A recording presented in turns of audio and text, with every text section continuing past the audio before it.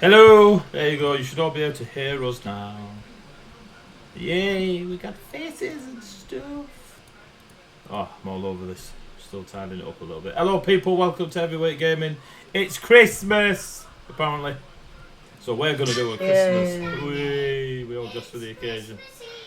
It's Christmas Eve. It's Tuesday, stop that. Tuesday. It's Tuesday. Tuesday. It's not Wednesday yet, give it a couple of hours. Anyway, welcome to the channel. This is Heavyweight Gaming. You know us to play lots of RPGs. Hello, Place Forever 1974. Samson, rein it in, lad. Sam. Getting excited. That's Sam. what you tell us when you get for saying it's Christmas. Come here, Samson, come here. Come here. Got some duct tape on hand. Might come in useful right about now. Here. Several layers of that. Tape them to the wall. Alright, when you're looking at the camera, say Merry Christmas. Maui Quash Mash. I hate you so much. Right, welcome to the channel. We won't be doing our normal Fables Among Titans show. We're going to do our Christmas one-shot. 'Twas the night before winter's peak. And it's going to be dungeon mastered by our beautiful Yule master, Luke. Sporting... Finally gets to get you back. Gravy time. Yeah, oh, thank you for the following, Sippis. So... Zip! Jesus. Sorry, that's my son. Sithis is your son? Yeah. I appear to have adopted about 17 teenagers in the last week. And All right, now they're all Angelina, going to come and Jesus. watch. So, we are going to bang out one shot tonight. There are no official sponsors, but we'd like to thank everyone that supported us throughout the year as we come towards the end of it. Bardic Inspiration, Roughworks, Creative, Sawdust and Swear Words, Ashana, Dragon Turtle Games, Give Me More, Mel. Loki Battle Mats. Loki Battle Mats, Coyote Grey, Blink Dog Dice that are supporting Dice of the Beholder on a Sunday, Dice of the Beholder for running their games on a Sunday, all the players that have joined us throughout the year, whether they be guests or permanent or new, Jeannie. It's been great to have you along, and so far leading into the Christmassy time, it's been great. So thank you very much for all that. We do all our background music with Sirenscape, so you should hear it throughout the show. If it's too loud, let me know. If it's too quiet, let me know. I'll try and adjust so you can hear it in the chat. Are you allowing reroll bits, Mr. Yes. If you donate Yes. 200 bits, we get a reroll that we cannot use on the Dungeon Masters rolls. We can only use on our own. We got to use them this session because I'm not saving them up till next year's Christmas one-shot. And we cannot use them on death saving throws. So if you feel like throwing them our way, great, we will use them almost immediately. So sponsor social media, we are everywhere. Global domination is happening, cheats. Happening. If you've been a naughty kid, don't worry about it, we'll still tell you a story. If you've been a good kid, be a little bit more naughty, and we'll tell you a story. I had a lovely interview with the UK Games Expo last week. So that'll be coming out all over their website soon.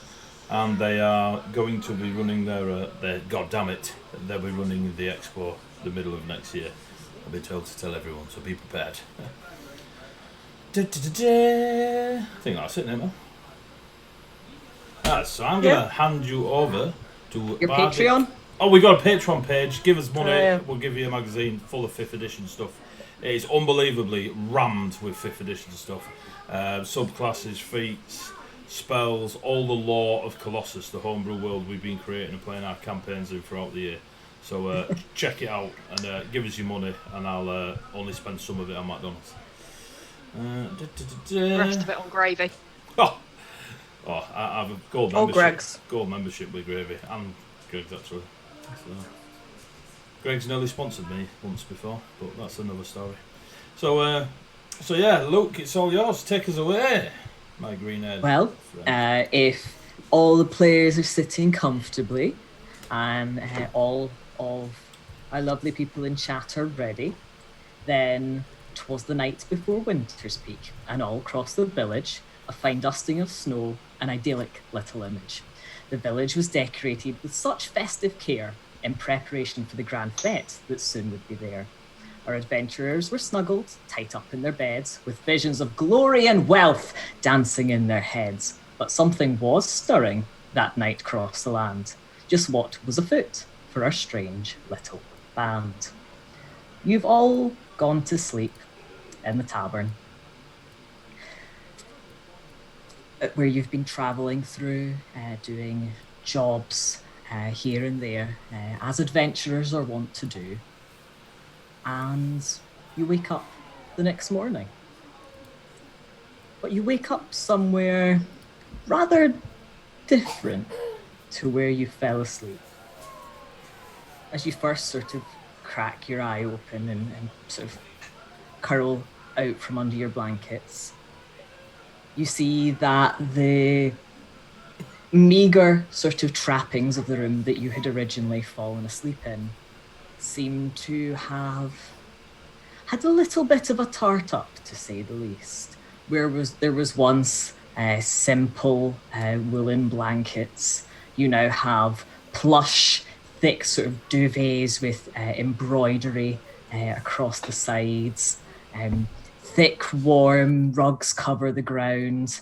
And it's almost like everything in the room has a subtle inner glow to it. Around the corners of the room, there's hung parts of baubles made of finely coloured glass and sprigs of holly.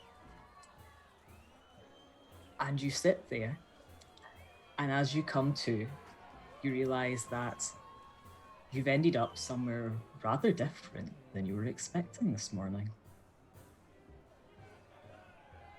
Never again am I drinking Lamborghini. I instantly jump out of bed, look around, sort of, and then.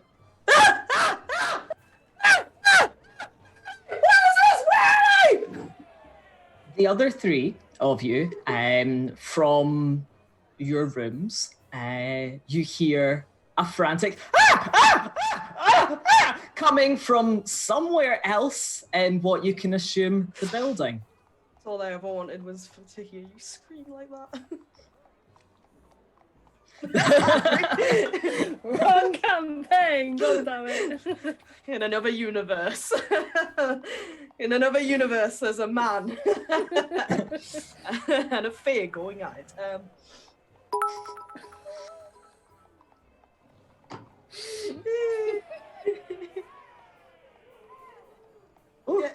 Clearly, they thought on that response that you're going to need it. I mean, it's fair. So we have one member of the party losing their collective shit. What to... Yes, because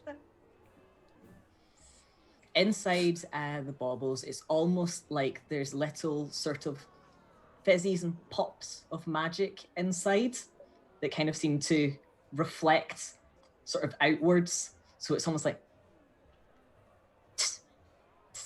from almost inside. Are my clothes, my things? Oh yes, your pack is still there. Any of your armor or belongings, any weapons, etc. you have. It's almost like the room is set out in the sort of dimensions of it, exactly how the room that you went to sleep in was. It's still got its sort of single bed. It's still got its sort of little what was once a little sort of rustic side table. You've got the kind of your bowl that had been there with the small mirror for you sort of washing yourself. The door and the windows are still in the same place. It just seems like something has changed quite drastically, you would assume. Hope, on hearing screams coming from like nearby, ends up leaping out of bed, just grabbing a sword and running to where the noise is coming from. So you burst out of the door onto the landing, and you see upon leaving your room that this is not the same inn. If there had been any confusion in your head as to whether this was possibly the same inn that you fell asleep, you can now tell it decidedly I was gonna say, I don't think she'd have really noticed much upon just getting up and throwing herself out of bed. Like, she's in like her linen like clothes, but like literally just running out the doorway, going, "What?" Well, in that case, you make your way down the corridor to where you hear the noise coming from. And are you bursting in the door, or are you giving it up your... No, bursting in the door. So the door is not locked, you burst in through, and you will see Jade, if you would like to describe your character Rose. So Rose is 5'2". She is incredibly pale skin, like she has ivory skin. She has long raven hair, which is currently sort of like draped over, similarly to me, draped over one shoulder. She has green eyes as well, so she's got pale skin, green eyes, black hair, very ethereal looking. She's human, and she is in her nightgown essentially. So again, not in particularly dressed fancy or anything like that. But yeah, she doesn't look, from what you can see, she doesn't look like she has any like blemishes or scars or anything like that. She just looks very picturesque, very ladylike, apart from the fact that she is currently wide-eyed, staring around the room, screaming, because she doesn't know where she is. And if you are able to focus on the figure who has just come through the door amongst your screaming, for they are brandishing a sword. Prompts further screaming. Would you like to let us know about your character, Mel? My character is Hope. She's about 5'10". She is a pale green tiefling with little horns, and she's sort of got dark green short hair. She'd normally be in some chainmail and have a shield, but she's currently just in her nightdress or some linen stuff and brandishing a short sword. So further screaming. Yeah. The screaming continues. Inside, if you want to make me a perception check, Mel, for the first roll of the dice of the night. Oh god, I don't know any of my crosses on this. Hey, I've got a +6 apparently. That's nice. 19. Wow. So inside, you see a room very similar to your own, with the exception of, well, it's got this other, you assume, belongings of the screaming woman in front of you. Her pack, what looks like her clothing set to one side, etc. And similarly, it's all decked out in the finest of sort of winter's peak decorations, lots of heavy drapes, and just a constant subtle smell of cloves and cinnamon. He just kind of like peers around the room. What happened? Who's attacking? You're attacking! Why are you standing there with a sword? And like fall down, sort of like scoot backwards on my hands, just like and push myself against the wall, just like, what are you doing? What do you want from me? Why am I here? Why have you got a sword? Please don't hurt me. You were screaming.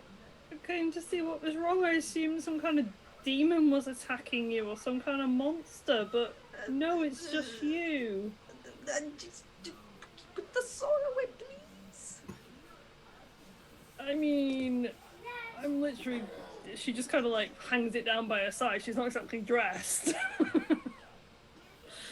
She's just kind of like, who are you and what's wrong? I'm Rose, and I don't know where I am. You are? I'm Hope.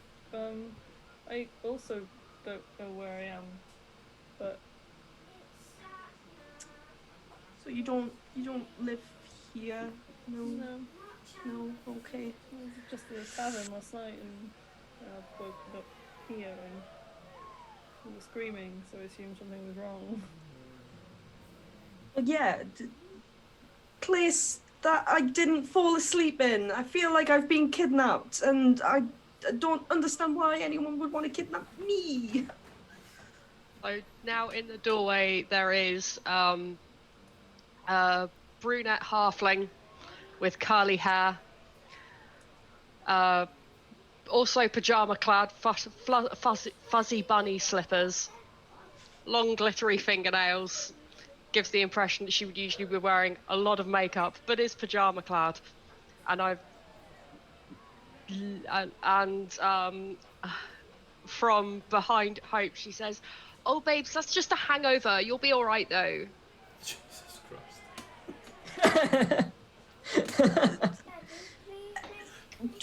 Do you live here? And I didn't drink anything last night, so it's Oh, not a no. hangover. No. No, I thought I was somewhere else, but I was drinking last night, so Right. Okay. Well, I I didn't drink anything last night. I just went to bed. And then I woke up here, then I started screaming, then this lady came in brandishing a sword, which prompted more screaming, and then you came in and said that I had a hangover, so... Would all of you present, sort of standing in and around Rose's room, please roll me a perception check? Oh boy. While they are rolling that perception check, we will scoot back to Casper, who I believe is still sort of standing enthralled perception. Perception. Yes. By the sparkly baubles. You have kind of heard in the background like a clattering of feet, screaming, a pause, more screaming, a little kind of scuffle. Grab my long red jacket and leave to see what the kerfuffle is, whilst flicking a bauble on the way out. Ding. Disintegrate. No, it just gives a sort of that sort of hollow sort of glass. Ding. Oh. You see the sort of fizzes inside spark away. Back to the dice rollers. What 14. did 14? Mm-hmm. 11. 3. Oh, days. So everyone that got over a 10, which was not as many of you as I necessarily would have hoped for a perception check from a bunch of level 10s, but here we go. You are the only people who seem to have responded to all of this caterwauling. I go and look out the window. Possibly sort of pushing up onto the windowsill to boost my little halfling frame to see. From what you can see outside the window, it is a complete whiteout of snow. As in, there's so much of a blizzard we can't see properly out of the window, or just we can see for many, many miles and it's all flat white snow? It's just flat white snow as far as the eye can see. You would be aware that while it was not a large village that you had gone to sleep in, there was decidedly more village than what you are currently seeing out with of that window.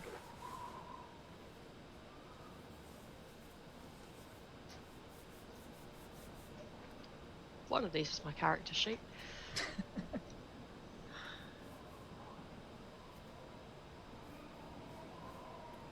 While you are looking that up, Jeannie, I'm rolling an, I guess, investigation to see if I can get any kind of idea of how far, like where I am, how far away from civilization, the party I left. And that is 21. You are to quote a phrase, not in Kansas anymore. You can make a reasonably sort of decent assumption that this is not where you fell. Not where you fell asleep. It's probably not, just judging by the landscape that you can see from this window. This is not necessarily in the same even Continent? county as where you once were. You couldn't say for it being the same continent. From what you can see, with the over 20 that you got, the vague flora and fauna that you can see out the window, the fir trees, etc., they wouldn't be non-indigenous to the area that you were. Like it's not like you're like, wow, that's a 7-headed purple flan that I've never seen before in my life. Like it's stuff that you are familiar with. Yeah. But you're decided that like there was not a massive expanse of snow. There was a shoemaker's there out the back of this side of the building yesterday. And for that role, I know I didn't ask before, have I got any idea how much time has passed since my last memory? From you woke up, you went to bed, and now you've woke up. So you would assume you feel well rested, a minimum of kind of 8 hours sleep. We'd say it's probably about mid-morning. And it's still just dark from like outside, the light, or is it's daylight? Yeah. Okay. It's like probably 10, 11-ish a.m. Especially seeing as you were apparently burning the late night oil last night. I think probably That's more than I upon was- seeing that. Not the only thing I was burning last night. I think upon seeing that everything's okay and there's no one actually being murdered, I hope we'll kind of go back to a room and actually go and get dressed. As you are making your way, padding your way back along the corridor, you do see another person. Edie, if you would like to give us a description of Caspar, please. You'll see a 6'6" Goliath. So I always play Goliaths. Stood there, they are in a pair of baggy trousers. They're barefoot at the minute. The baggy trousers have got a red and grey colouring to them. They've got a big, thick grey and black beard, like salt and pepper beard, with tinges of red kind of rubbed into some of the hair to give it a dyed effect. So there's like streaks of red in the beard.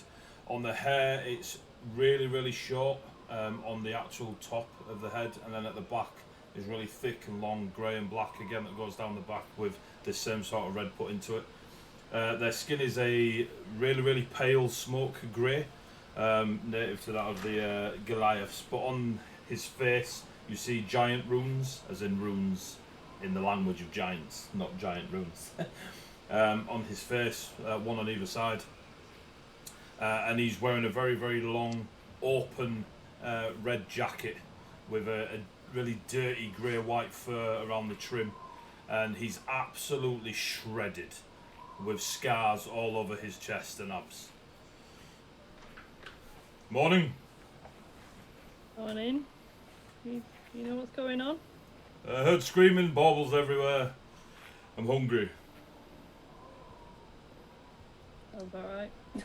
If you would like to give me a perception check, Caspar, because this is kind of your first time venturing Gotta out kill into Sam. the hall. That's an 8. Nice stand. You can see from where you've kind of come out, there is a long corridor, which is again very similarly decorated to inside your room. There are lots of sort of different pieces of foliage and garlands wrapping the beams above your heads. More of these little baubles clustered around as you kind of look down the corridor. You do notice that there seems to only be 3 further doors after your own. And then down to your left, you can see a set of stairs winding down to what you presume is the lower floor. Is it the correct time of year? Like, It's the correct time of year. So when you would assume it's the correct time of year. So when we went to sleep, was it wintry and solstice-y? Yes. 'Twas the night before Winter's Peak, to be very exact. I When mean, you it's fell all over asleep. the screen. So you fell asleep before on the eve of Winter's Peak. So where you were, it was cold. There was a light dusting of snow. It was icy. It was cold. So when you woke up, you were like, okay, so it's the light coming through seems about right for the time of year, etc. It's not like you've woken up and you're in a completely non-temperate place to what you were Bar the before. decorations, is the layout of the building we're in similar? It seems smaller. Okay. So while the room you woke up in was the exact same layout, when you go out, where there had been kind of like you had kind of been on like the T-junction of the stairs, where it had kind of gone off to the left and to the right, where you had gone to sleep last night, where you've woken up this morning, it seems to be you are up against the wall and there's 3 further rooms from where you are. You can assume that what one with the door open at the end is possibly where the caterwauling had come from previously. Cool. I hope they've got breakfast, and I'll sort of like eyeball the decorations as I head towards the stairs to go down. You head on down the stairs. So back in the room with Rose and Dr. Samantha Brandybuck Demolition Level 10. How goes it? So, by the fact that obviously still doesn't really know what's going on, Rose has stopped screaming. But she is still very wide-eyed, peering around the room, deer in the headlights, just, what is happening? And then just kind of looks to the others in the room, just like, what do we do?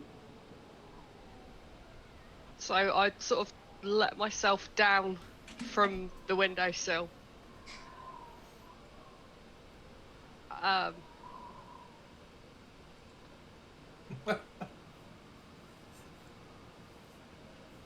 Getting dressed might not be a bad idea, though.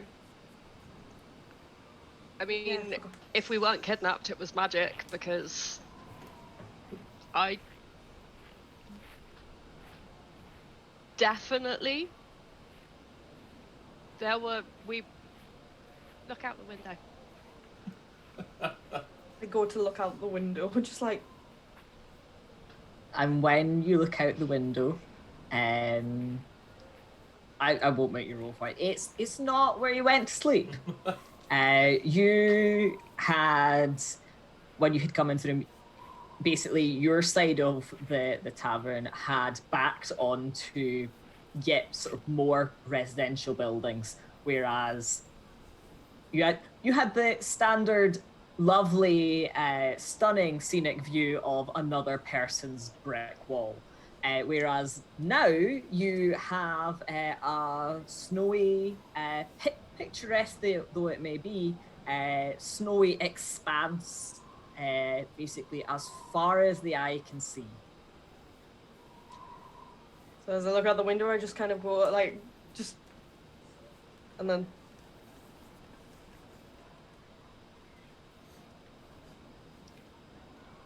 That's not a brick wall anymore. That's. Where the hell are we? Do I have to roll to work out how far away the horizon is so I know a minimum number of miles we have moved?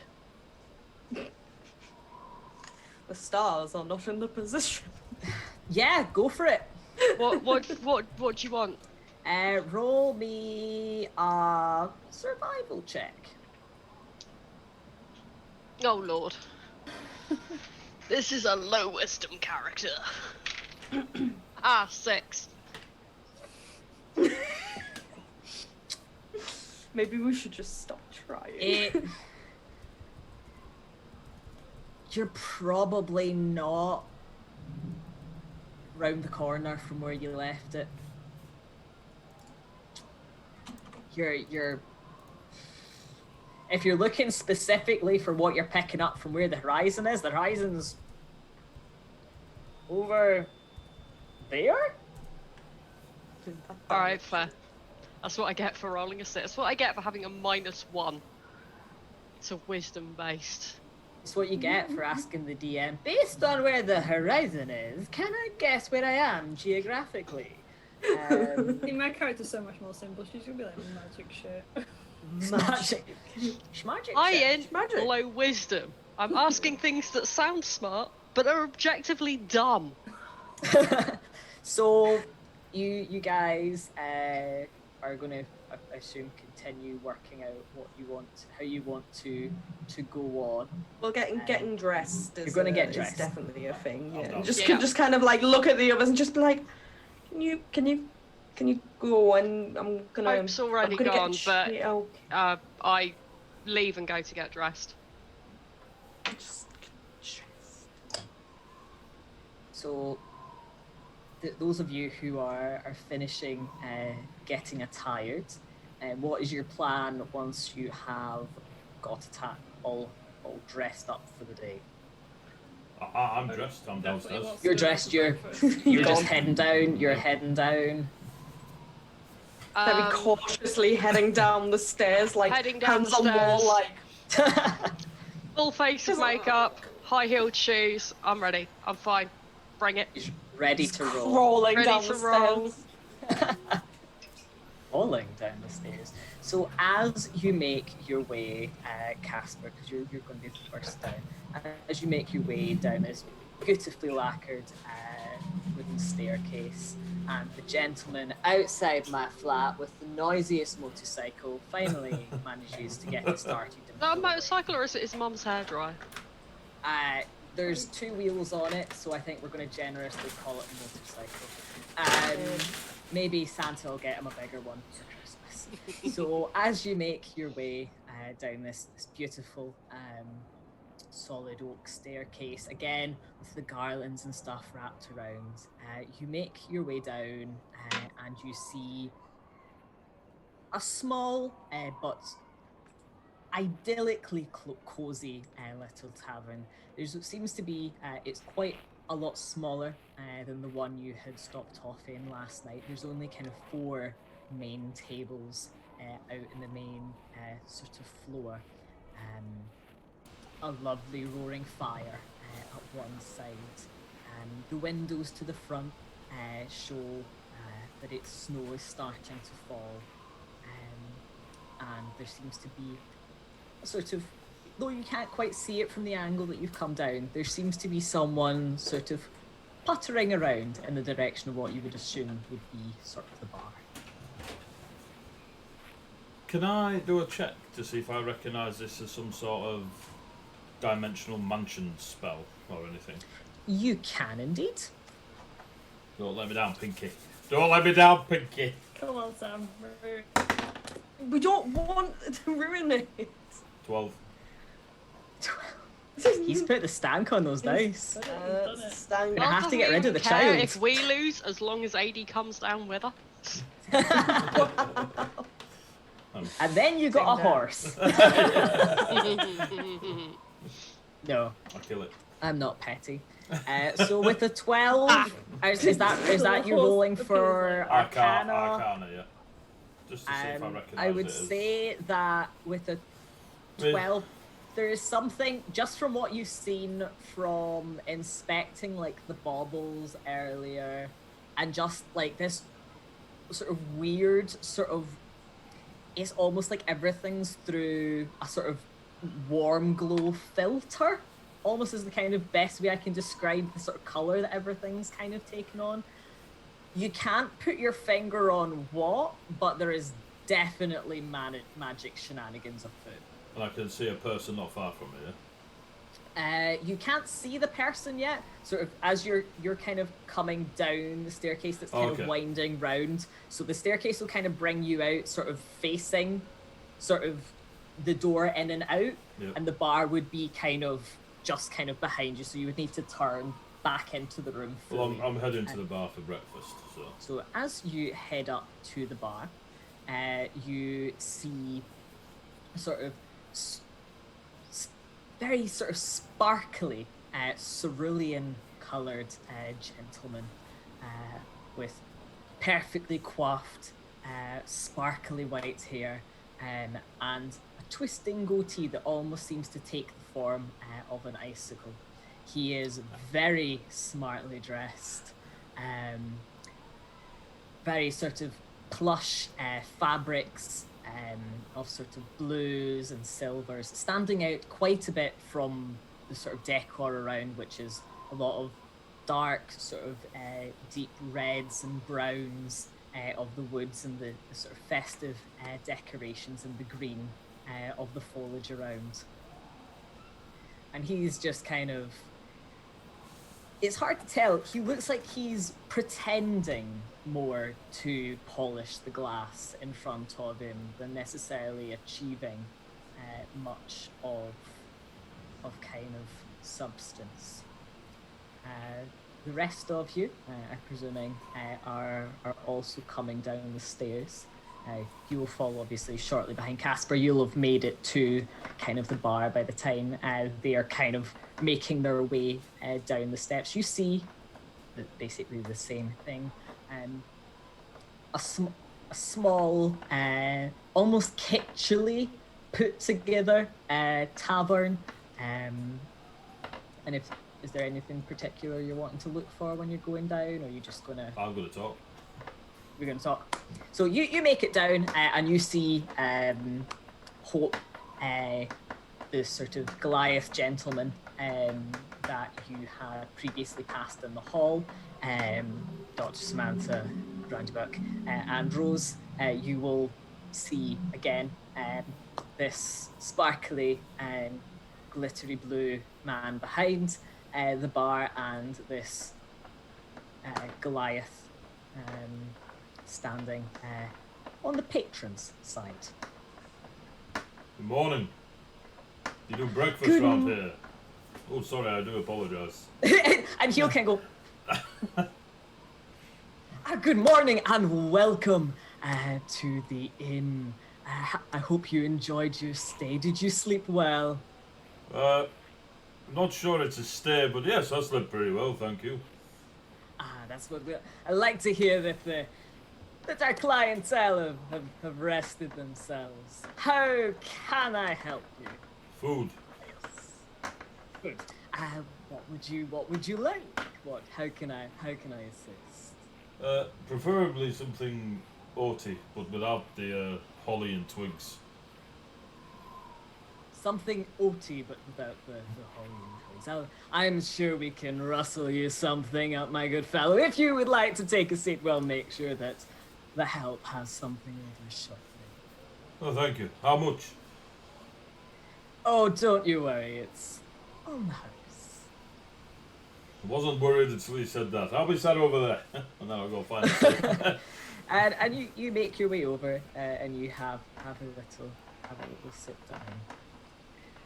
And you see, if you look back across, the gentleman behind the bar gives a sort of door hatch behind the thing a sharp rap and kind of sticks his head through. You don't quite hear what's said through the door, but he kind of slams it back down, and once again, sort of leans himself against the counter of the bar. I would like to roll an insight check. Sorry, I've been drinking a lot of sherry because it is Christmas. It's Tuesday. What an excuse. What an excuse. Yes, I would like to roll insight. Does he seem to be genuinely goodwill towards us, and is he fey? Before I ask for any food. That's a lot of insight you're asking for. You've also not spoken to him. You can... I mean, I got a 12, so I'm gonna get none of it anyway, so it's completely irrelevant. He is very chipper for this time of the morning. I don't trust it. And he's sparkly and blue. Make of that what you will. Sparkly and I don't blue, trust must it. be fair. Don't trust it. I am gonna go over to the sparkly blue gentleman and just. Hi. Hi there, good morning. Where- And how can I help you? Where am I? Oh, don't worry about that. It's all perfectly okay. Is You've it had though? a think of it as an all expenses paid holiday. Just a little time away to kick your heels up, relax, enjoy what there is to see. But I didn't want an all expenses paid Oh, holiday. you don't have to choose. You want it, dear. I didn't enter anything Oh, to win a holiday. Everybody enters. They just don't always know it. How did I enter? What did I enter with? Like, I didn't pay any money. I didn't sign any deals. And you didn't. You just these things happen. Now, is there anything I can get you? Yeah. Can I get a lift back to where I was, please? Because I don't want to be here. I want to be where I was. And not here. So can I get is there a horse? Is there a carriage? Is there a magic teleporting circle? Just how do I leave? Oh, we have all of those, dear. But So which can I take? I need to take one now so I can leave. oh, you can't possibly leave before the festivities. But I don't want to stay for the festivities. So can But I leave? you've been invited, dear. It By would be who? terribly rude if you left before. But who invited me?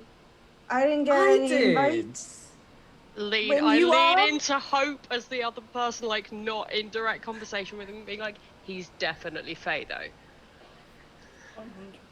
Listen, no shit. But I didn't hear anything Mel said. oh, sorry. 100% there's magic shit going on.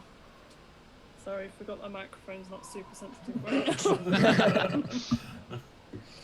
So who are you then to invite me, and how do you know me to invite me? Because we've never met before. So yeah, I don't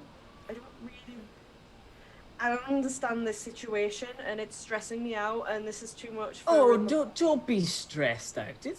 It's not the time of year Look, it's for a that. stressful situation. I've been taken from where I was And sleeping. I woke up in a random What he, room. And then a as you person start to came get running in, all and there was a wound up, what sword he in does my is he face, makes and his I way didn't round like it. and sort of almost like scoops an arm round and leads you to sit at the table by the fire. So it's just, Did she say you could touch her, though? Where is the consent? Did she say you could touch her, and who are you to telling people not to be stressed? How dare you assume? How dare you assume that I cannot be stressed? Well, dear, my name is Jack Frost, and he rolls out a hand in an elaborate bow. Hyperventilating starts. I've invited you here on behalf of the Winter Court. Every year we invite 4 lovely individuals such as yourselves who've earned a little something extra. And you get to participate in some of our festivities. Enjoy So some of... you murderer? That's the wrong character's accent. So is this us being It was murdered, really- hunted, There's no sacrificed? murdering and hunting. What Is do one you of take these this for? one of these festivities breakfast?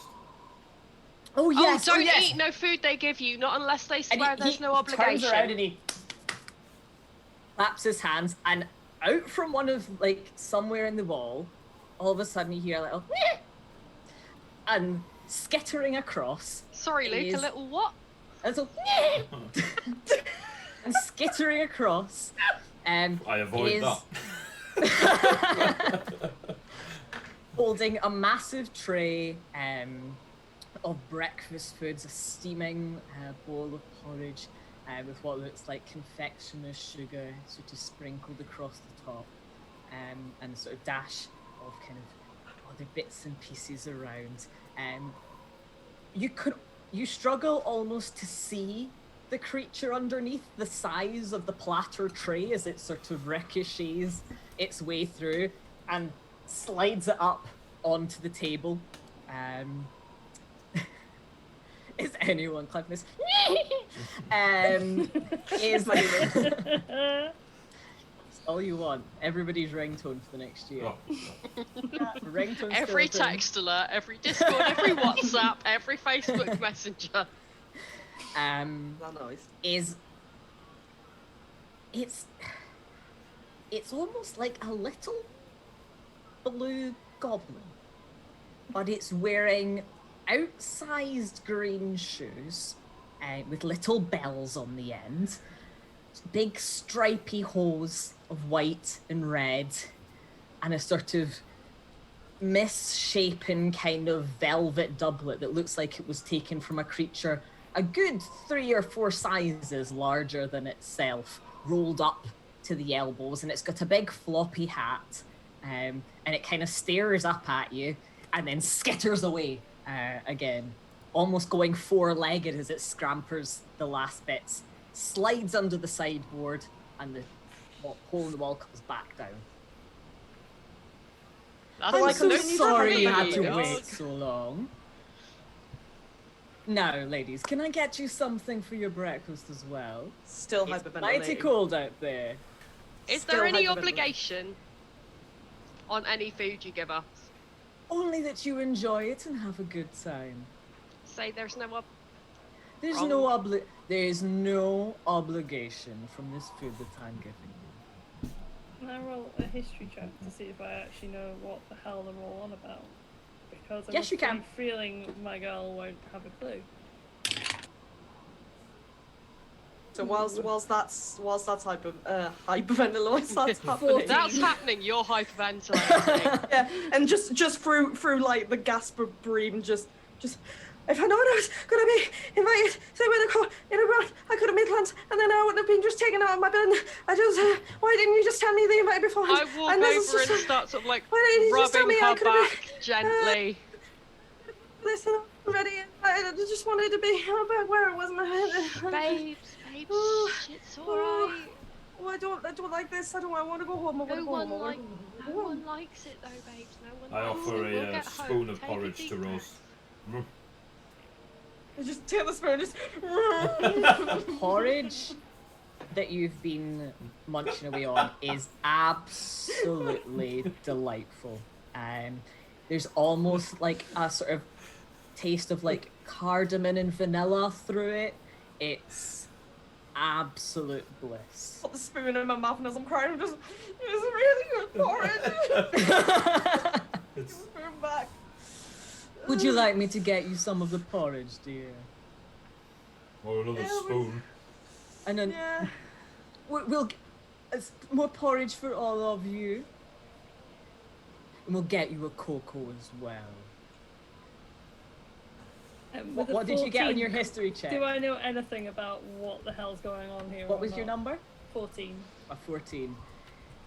You're aware that there are various superstitions around the Fae. You're not sure how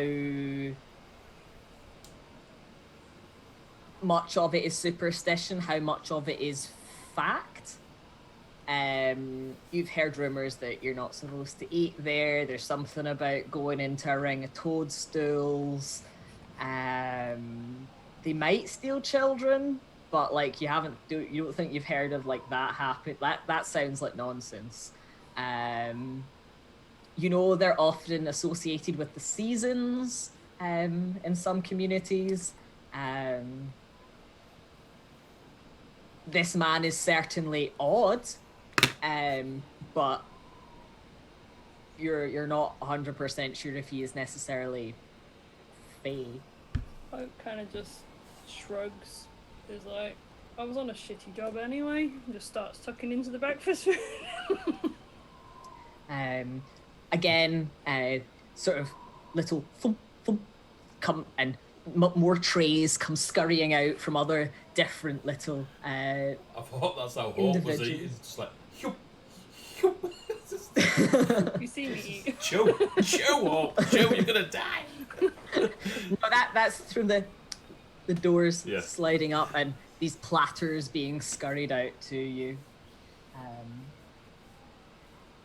Somehow, even though they careen, all the food still manages to just stay into the bowls. The cocoa while it sloshes, it all seems to just manage to keep itself in these beautiful big pewter tankards that it's been passed to you all. And you feel thoroughly warmed. Stop crying now. Now, isn't that so much better? So what do we do though to earn extra? Oh, it isn't as an extra. You said you choose 4 people who did enough to earn extra every year. So what do we do? Oh, you just come along and you. No. enjoy our What did little we do fete. that made you pick us? What did you do specifically? Mm. Well, isn't that an interesting question? I You. don't like that smile from Luke. I know that smile from I got a doctorate in not tolerating smug pricks is what I've got. Our actions set us apart, don't they, Doctor? And some of the things that we do earn us counsel of different people. Some of the actions that you all have had during the past year have earned you a lovely seat at our winter festivities. All right, let me try again. What did we do though with no pissing around? Who's pissing around, my dear? You are. I'm just gonna sneak it. And he sort of sits back in the chair.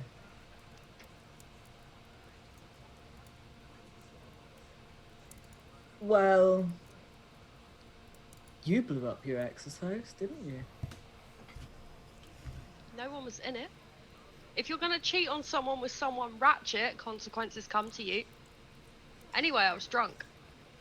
And that's perfectly okay, but you asked what you'd done. That brought you to my attention, and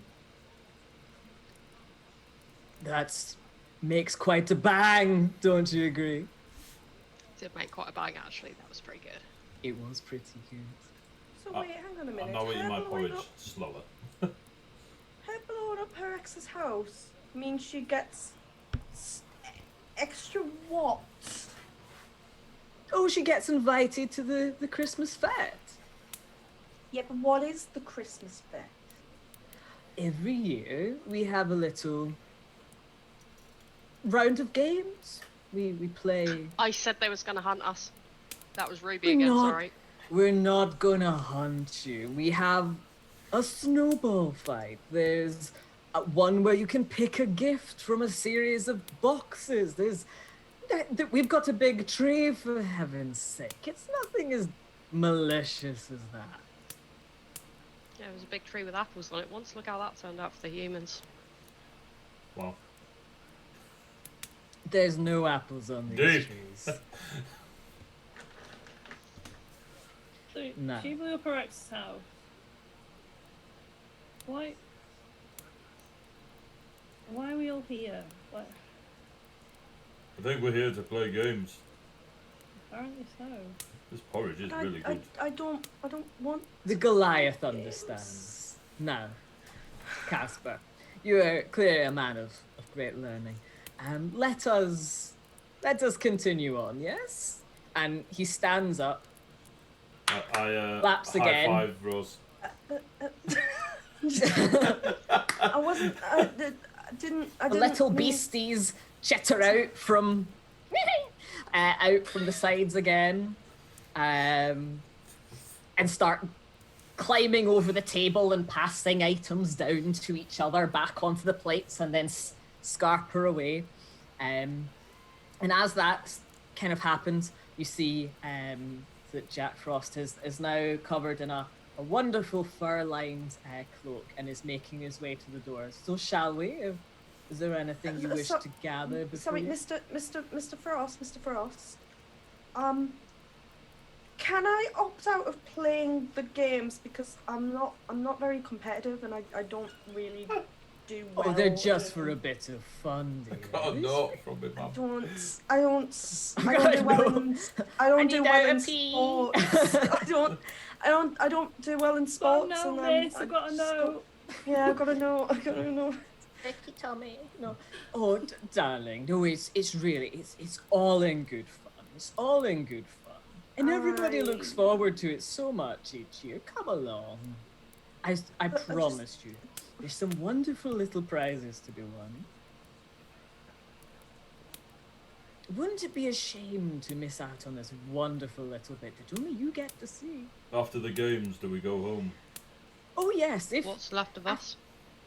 after the games you go home, of course. And he heads on out the door. Did we leave our stuff upstairs?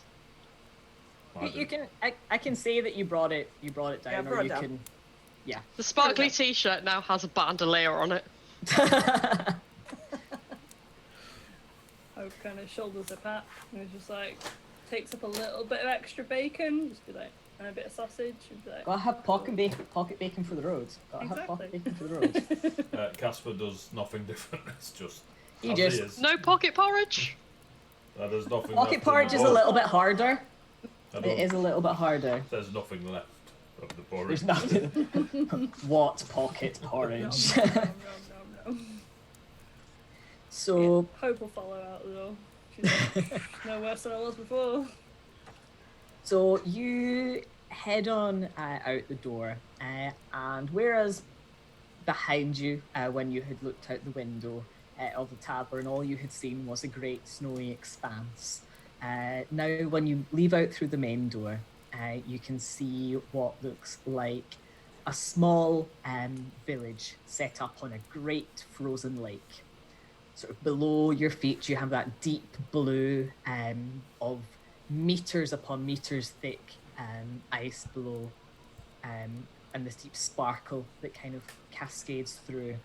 Up ahead of you, there is a giant Christmas peak or winter peak tree covered in, again, little flickering glass baubles and garlands and pine cones and all sorts. And around, you can see various people sort of milling around, either carrying smaller versions of the big tree in the middle, covered in decorations, platters of food. There seems to be a group who are all sort of heading down towards a small embankment area, just kind of off to the left. And it seems like this is the direction in which Jack is leading you. No follow. Yep, follow. You continue on down after him, and you see that as you kind of come through, you sort of round the embankment, and in front of you now is a small stage with some people sort of seating across. There is sort of some seating around the edge, but most of the space has been taken up by this kind of field of snow. There seems to be some little hillocks of snow, some sort of bends where it's almost like people have built up little half walls of kind of this thick packed snow, and it's not quite a maze. There's just like a sort of section, sort of L-shaped over here. There's another kind of long one over there. There's a couple of trees. Obviously, they've just kind of built this around a small, sort of reasonably flat area of land that they had. And you can see that various, what you would assume as townspeople, are sort of making their way up and all bundled up and are kind of taking seats, etc., round this kind of little area.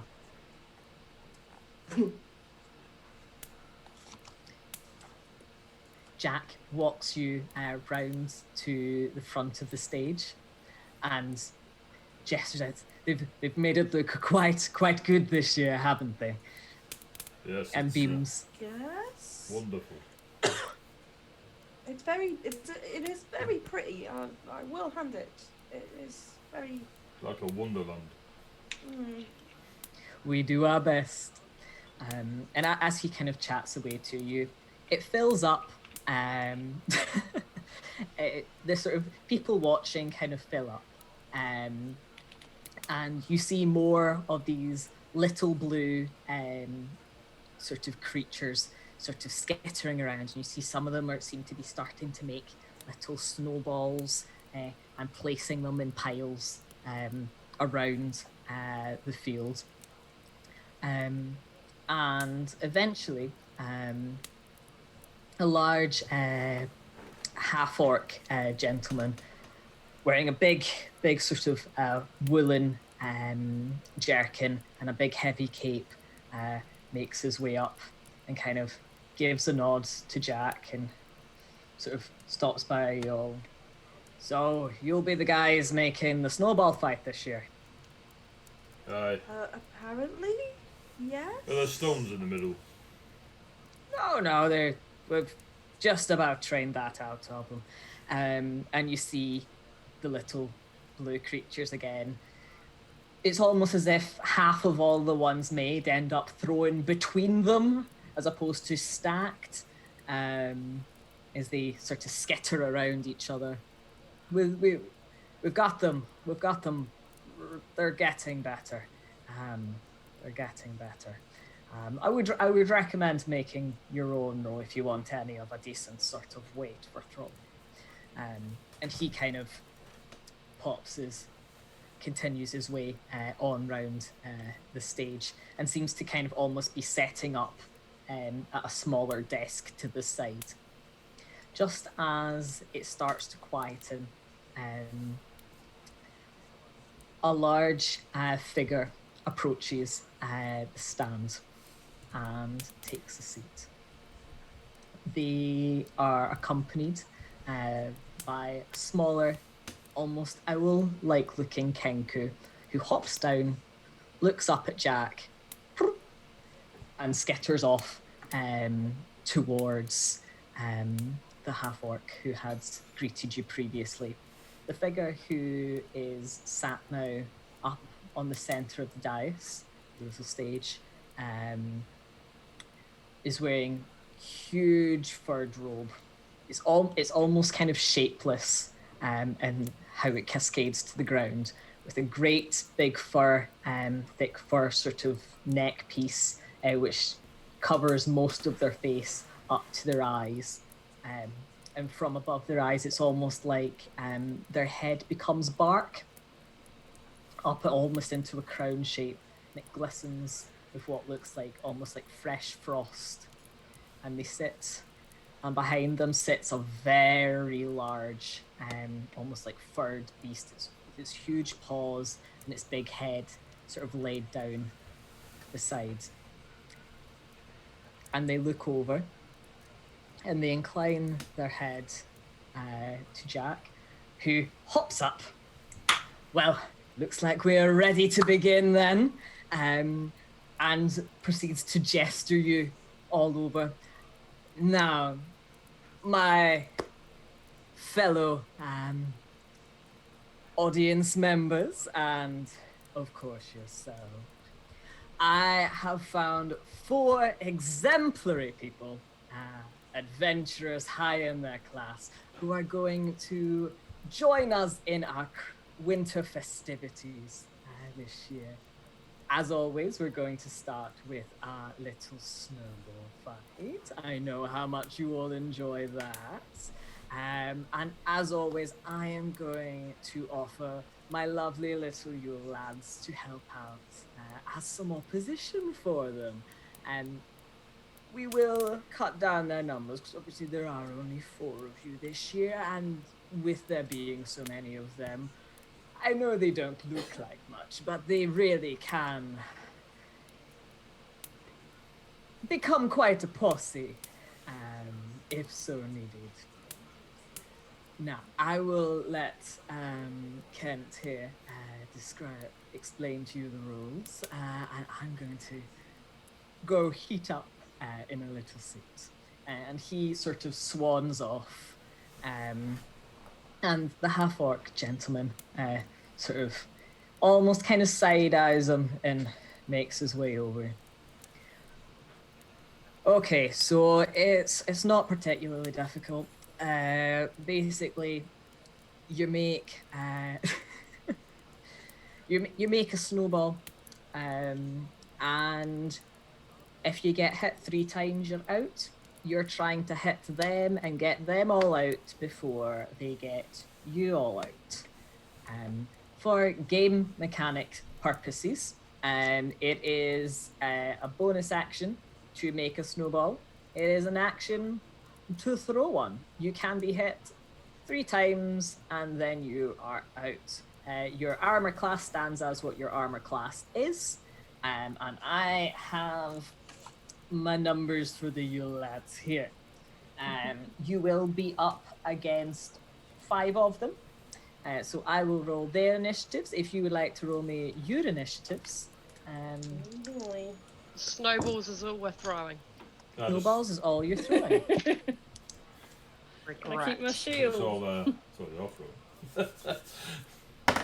Can I keep my shield for AC Yeah. purposes? Cool. 18. So you got an 18. 17. 15. 4. And that's with an initiative +3. Jesus Christ. Sam is ruined the game. I know. Did you touch these? Oh no, wait, that wasn't. It I wasn't didn't even a touch set. any of them. That wasn't even a set from Bardic, so it's not even. I can't even even say it was blame them. us. These came from another DM, so it's their stank.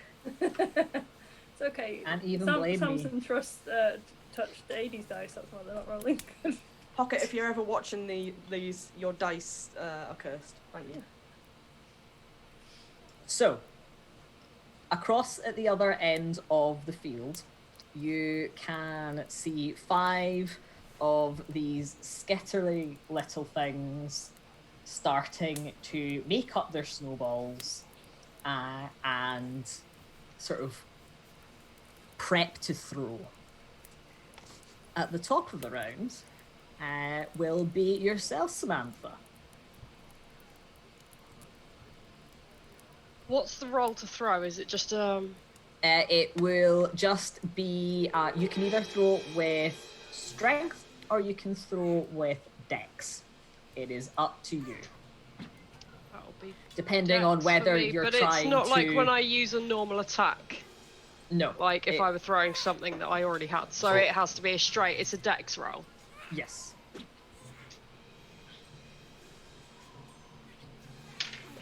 You're not proficient in.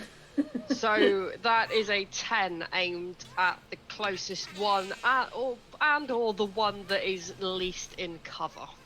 Righty-ho. So a 10. Do you have any pluses to dex? That's including my plus Is 4 that to including your dex. plus? That just skims by and it goes and like ducks itself back down and looks up. Next up will be. I use my movement then to sort of like shift behind some get into cover. some cover. Righty-ho. Yule Master, I will have cast Mage Armour every morning. Okay, cook. Or at least until it runs out. You will be up next, Casper. Bonus action, Snowball. Yup. Action. That's better. Tundra dice. 17. 17. You throw the snowball, and one of them was almost like just poking its big nose up over the top, and you scuff it right over. You just see its head go back and its wee feet kick up as it gets bowled completely over Take that, onto Sleepy. its back. Are you wanting to try and move into cover as well, or are you just Nah. gonna I'm just going to blast tank it? it. Just gonna tank it? Good. Next up is you, Hope. Oh, yep, bonus action snowball. Attack. That is a 17. 17. Similarly, are you going for one that's just poking its head out? Yeah. So you barrel it, and it catches it in the side of the head, and it kind of takes a bit of a tumble. Next up are, geez Louise. Is that the same loser? Yes. What else? There he goes. Yum.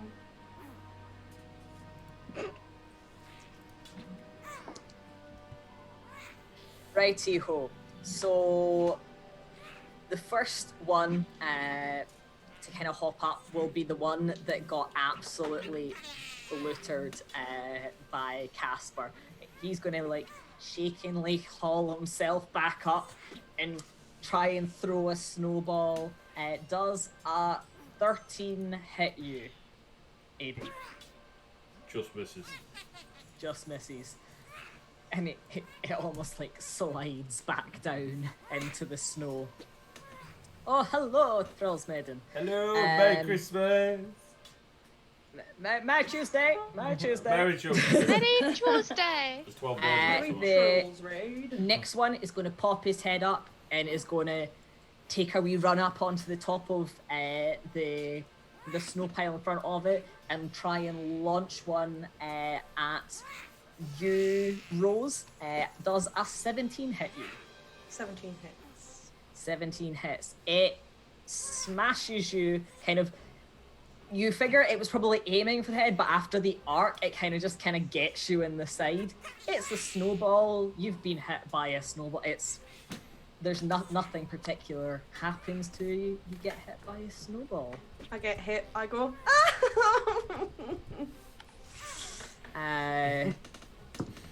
I'll cry. Third one hops up and it takes a punt at throwing one at Dr. Samantha Brandybuck Demolicious level 10. How Does high are these compact snow walls? they're probably about, bearing in mind that the longer that you're kind of around here, they look like they were possibly built by these little gerblin things.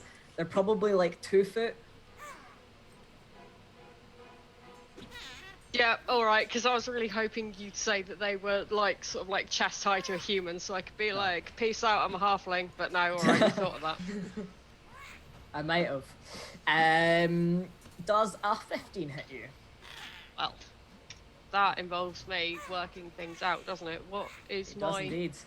Is it a saving throw, or is it a... AC near the top It's of just the an sheet. AC.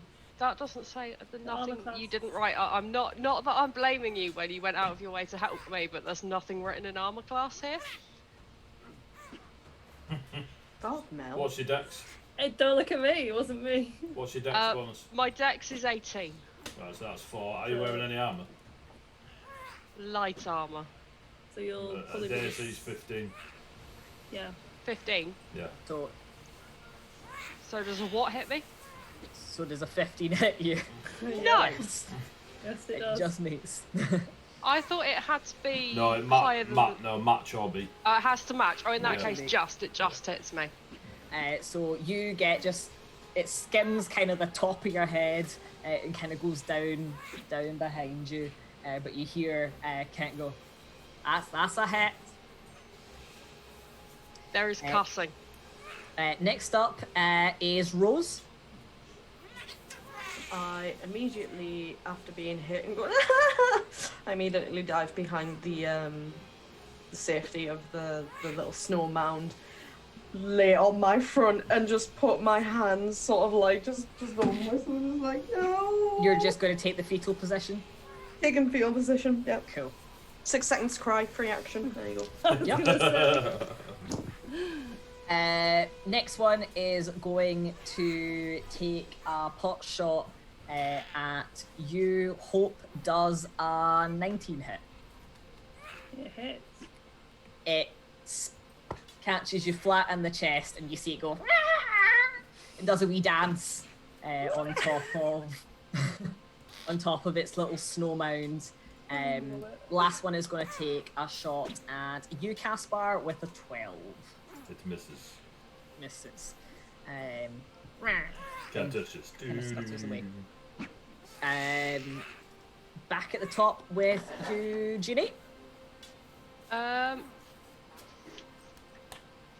Sorry, I'm just finding somewhere to write down what my AC is. Do we have to hit them 3 times each? Yep. And they have to hit us 3 times each. So, if I can tell which 2 were the ones that have already taken a hit, Yep.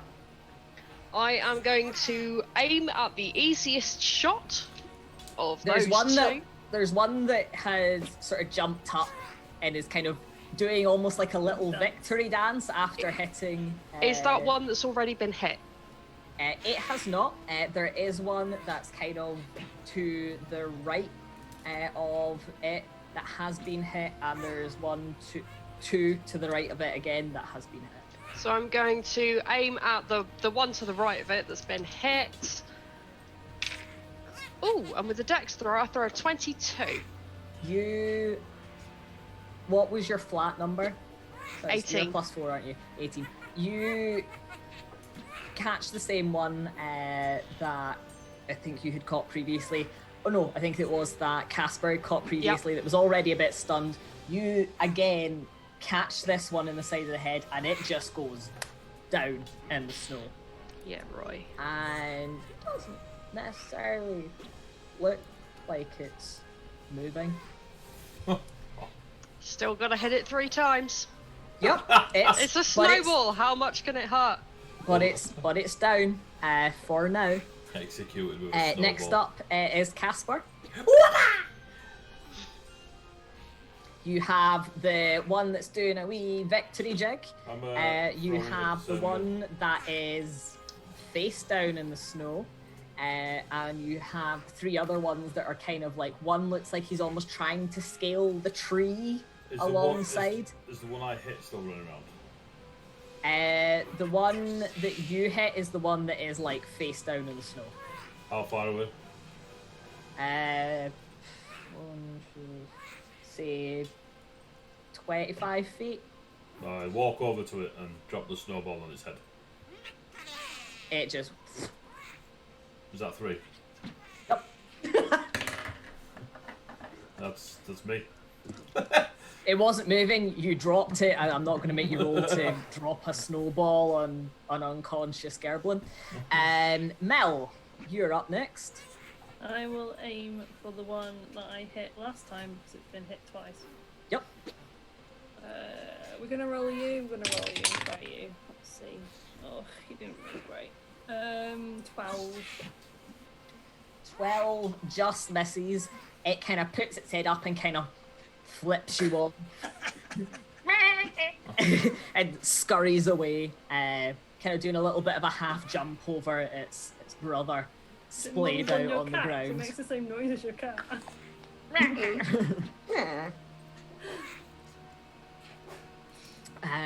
So the one on the ground does nothing. The next one. So first one is going to take a shot at you, Casper, because you've moved up quite close. I'm presuming a 6 misses you, Yeah. but a natural 20 will hit. Ooh, mother kid. Yeah. The one from the tree takes a jump and glide and just nails you right in the face before almost like slow-moing, turning and landing on its back in What's the a total? big- What's the total of the nat 20? They are just flat rolls on these little guys. Give us- So that's 20. Yeah, carry on. So close. So you've taken one hole, or you 2 hits then? You're 1 hit. Only one, yeah, Um, only one. Next up is Rose.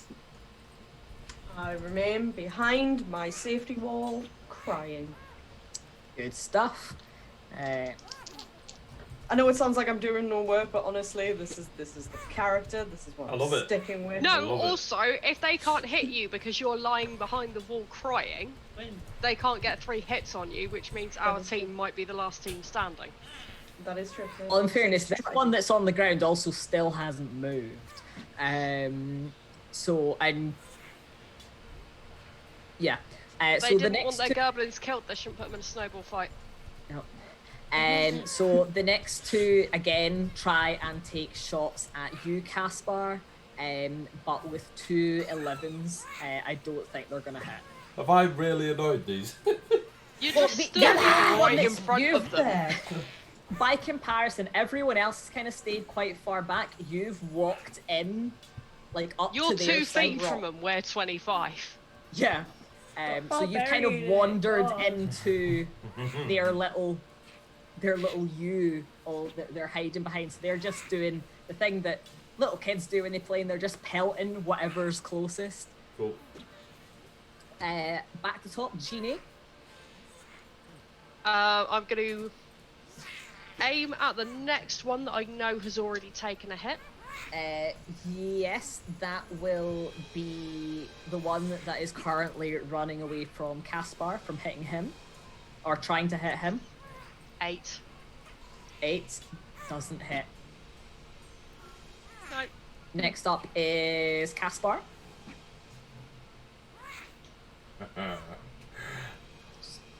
So there's 2 that haven't been hit at all, 1 that's been hit once, and 1 that's been hit twice still out.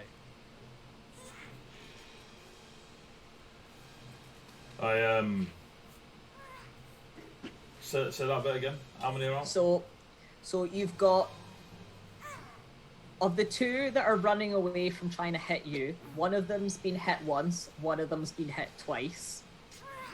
You've got the one trying to do a wee jig up to your far left, who hasn't been hit, and you've got 1 hiding behind a pile of snow to your right, who hasn't been hit. So there's one that's been hit twice, one that's been hit once, running away Yeah, from they're it. the 2 that are running away from you just now.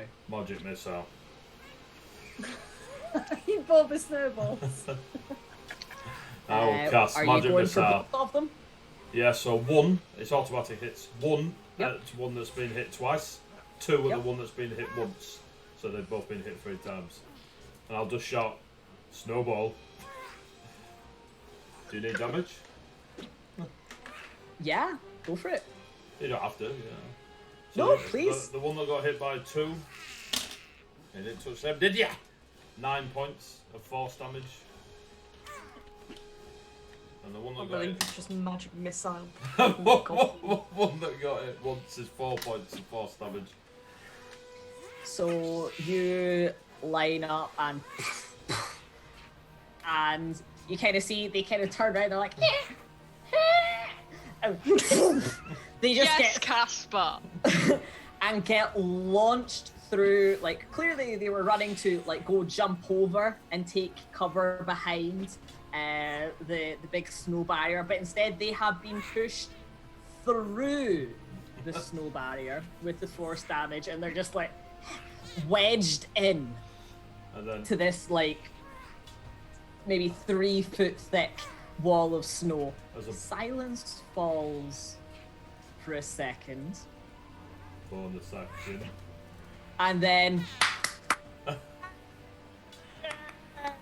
and you hear, if you bother to turn around, you see a polite clap coming from the large Rope man. human, sitting on the dais. and then as a bonus action, I'll make a snowball and just look at one of the other ones and toss it in my hand, ready for next. The one that was doing a jig has stopped.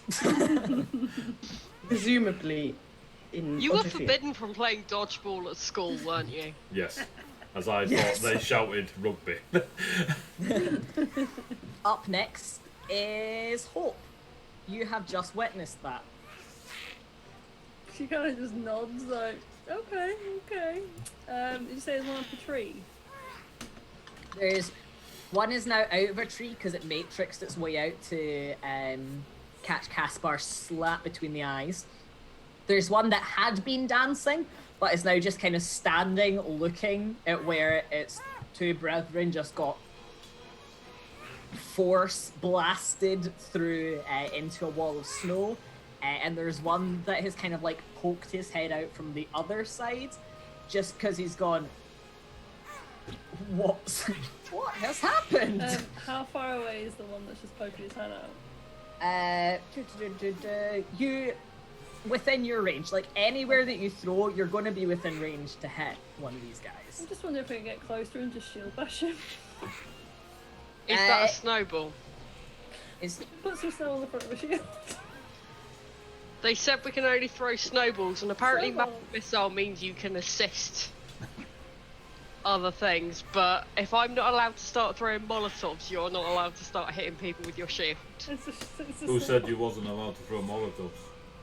I said, are we only allowed to throw snowballs? And Luke said yes. That's Luke. Luke. That's Luke. That's not the character. Come on, Hope. do what you want to. As in, it's your funeral. I know. It's a one shot, and you know I love sparkling consequences. So I know. I'm very aware. No. They said, Asharazol, they said that there would not be rocks in the snowballs thrown at us. They didn't actually... No, but she is gonna think about it and then go, this is magic shit, and go, no, I'm gonna be good and throw a snowball at the one that's peeking its little face in. coward. He said in disappointment. I'm just thinking about what my character has done and going, no, actually. God damn it. That's why you made what you made. Yep. Roll to hit the wee bastard. Oh yeah, I need to do that. Watch me not even hit now anyway. Wee bastard. I mean, again, it's a 12, so no. Apparently I can't No. roll it anyway. It's still I might you, have to Mel. try, might have to try so- Jeremiah's D20 in a minute. The one from in hiding pops his head up and spikes one at you, Caspar, because apparently it's taken leave of all of its senses. Does a 17 hit you? 17 does it, but yeah. So that's you up to 2. You hear Kent from the other side go, that's a hit.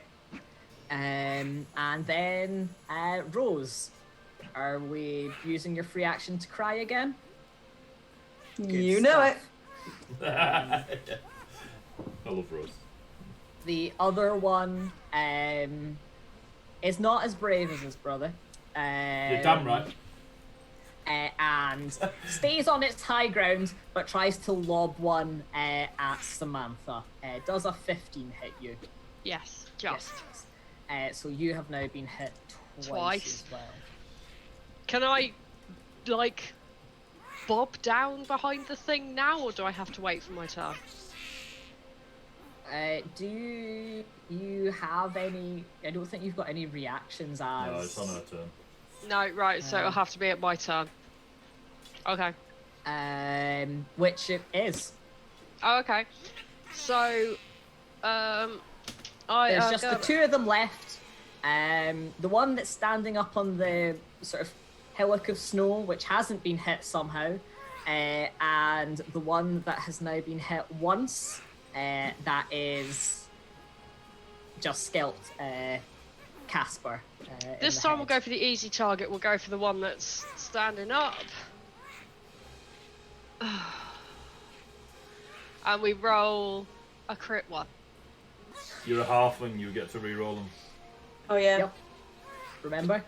Oh yeah, I do remember. Yeah, Bucky! So we roll a 19 plus my 4. That's 23. Jesus.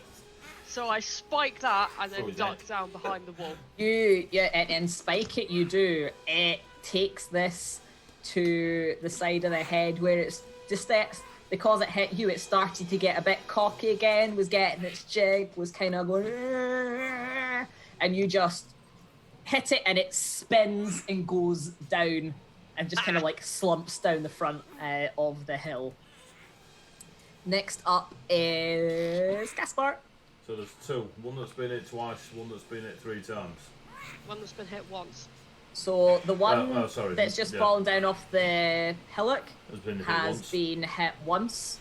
And The it- one that's on the other side has also been hit once. Can I see both of them? You can indeed, because you are as tall as you are. As tall as I am. I will just toss the snowball in the air and cast 4th level magic missile through it. Which one are you going for? Are you going for Not both 4th, of them? sorry, third. Third, right? Yeah, 2 on each. Two on. And thump, thump, thump, thump. The one that had slid down the knoll had been like upside down, starting to right himself, and has met a similar end to his two that are still trying to like pull themselves bodily out from where you've embedded them in the snow. Then I will shout snowball, and with my bonus action, make a snowball and toss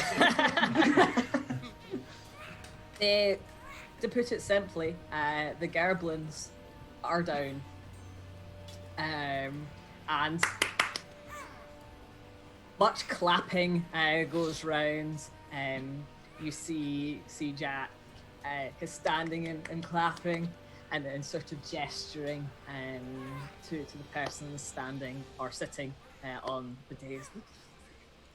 And you see the little Kenku bobbing across the snow and peeling the little Gerblins out from where they have been indented into the local landscape by yourself.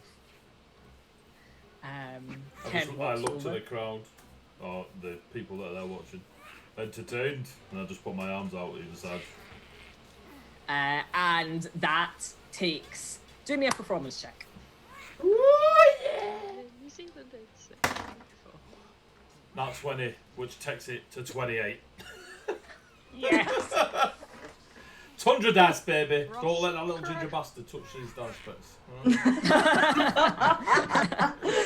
Oh, I love it when you can call your kids ginger bastards. It's just the one of them, to be fair.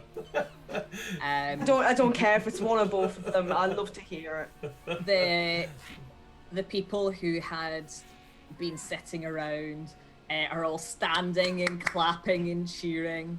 And again, you seem to have received a polite golf clap from the person sitting on the small stage. Kent has made his way over to you. I think you pretty much won that. Fair and square is probably a little bit of a push, but we appreciate when people take a little bit of initiative. That's what they can pull off. Use your talents. I shouted snowball. You did. So clearly you used a snowball. I am not a magic user myself. It looked a little bit like a magic missile, but clearly the incantation was snowball. It's just the way you spin the snowball. You can look like it's got an arcane presence. But I'm pretty impressed. I hope you have fun with the next of the games. And he kind of pops out what probably to most people would be quite a large sort of meaty hand, but again being a Goliath as you are, you still manage to dwarf this probably to most other people quite imposing figure. Literally 3 times the size of me. Yeah, gives you a good shake and kind of a clap on the side of the arm, and helps the Kenku kind of peel these little now semi-frozen You little got a flat jingly. Stanley look going on. Yeah, a little bit.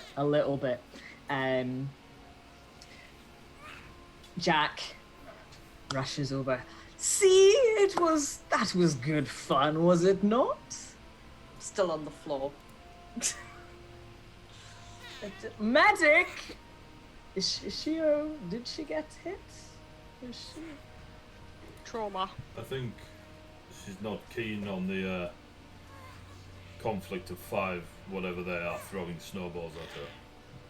Oh, my, you lads are nothing to worry about. They'll be right as rain.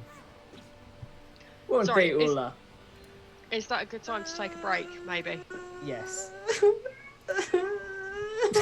And it's a free action to cry, so yeah. And again, Sam is doing the vague back patting and rubbing and that it's alright, babes, it's alright.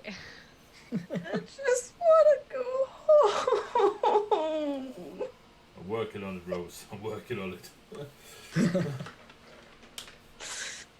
And that's probably after that one is probably a good one to take a wee break from if people are needing a little comfort, stretch of the legs, etc. Yes, please. So those of you in the chat, thank you very much, Charles Wedden, for the raid. That was great. I hope your Q&A went well, and I hope the wrap up to the year has gone as smooth and merry and joyful as ours is going and will be going. Stick around for the second part of 'Twas the Night Before Winter's Peak and see how many other games we play by the rules, and if we can prod Rose enough to rage out and destroy everything in a 5-mile radius. Assuming she doesn't just rage cry behind the tree. But yeah, so join us in about 10-15 minutes where we all go catch a brew, have a bio break, and we shall return. Both great time.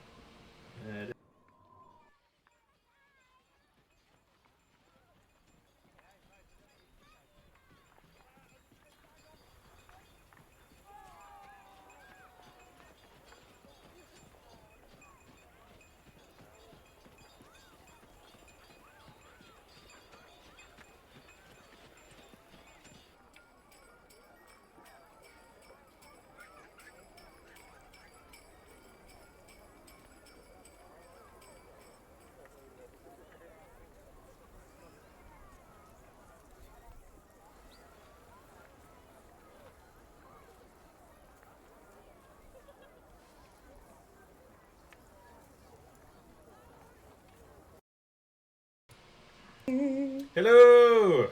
Welcome back after the break, part 2. 'Twas at night before winter's peak, and all was quiet in Luke's house. So, set the motorbike outside.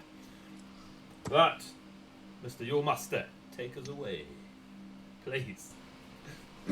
Please. Take me home. We last left off, and Dr. Samantha Brandybuck Demolitionist, level 10, was comforting Rose, who had used all of her free actions, all of her actions, and all of her bonus actions to cry And have a through the mental last breakdown. to have a just general mental breakdown. And everyone else was getting sort of slowly corralled back to the front by Jack Frost, as he patted you all on your shoulders and congratulated you for a job well done. Job well done, Days. You really showed my little friends what's what, didn't you? And kind of brings you and eventually Rose and Samantha back to the front. And when you turn back round, you see that the plane in front of you has changed. Almost all of the sort of kicked up snow has been smoothed out.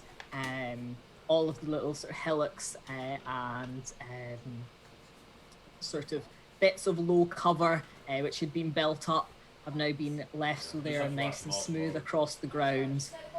And what you see before you now I'll save them for next, bro. is a selection of lines, 4 lines of 5 beautifully wrapped boxes. They have lovely shiny paper and beautiful big bows in metallic sheens on the top. Some have some little decorations hanging off of them. Others have little sprigs of holly, etc. And Jack steps back and goes, "Now this is one of my favourites.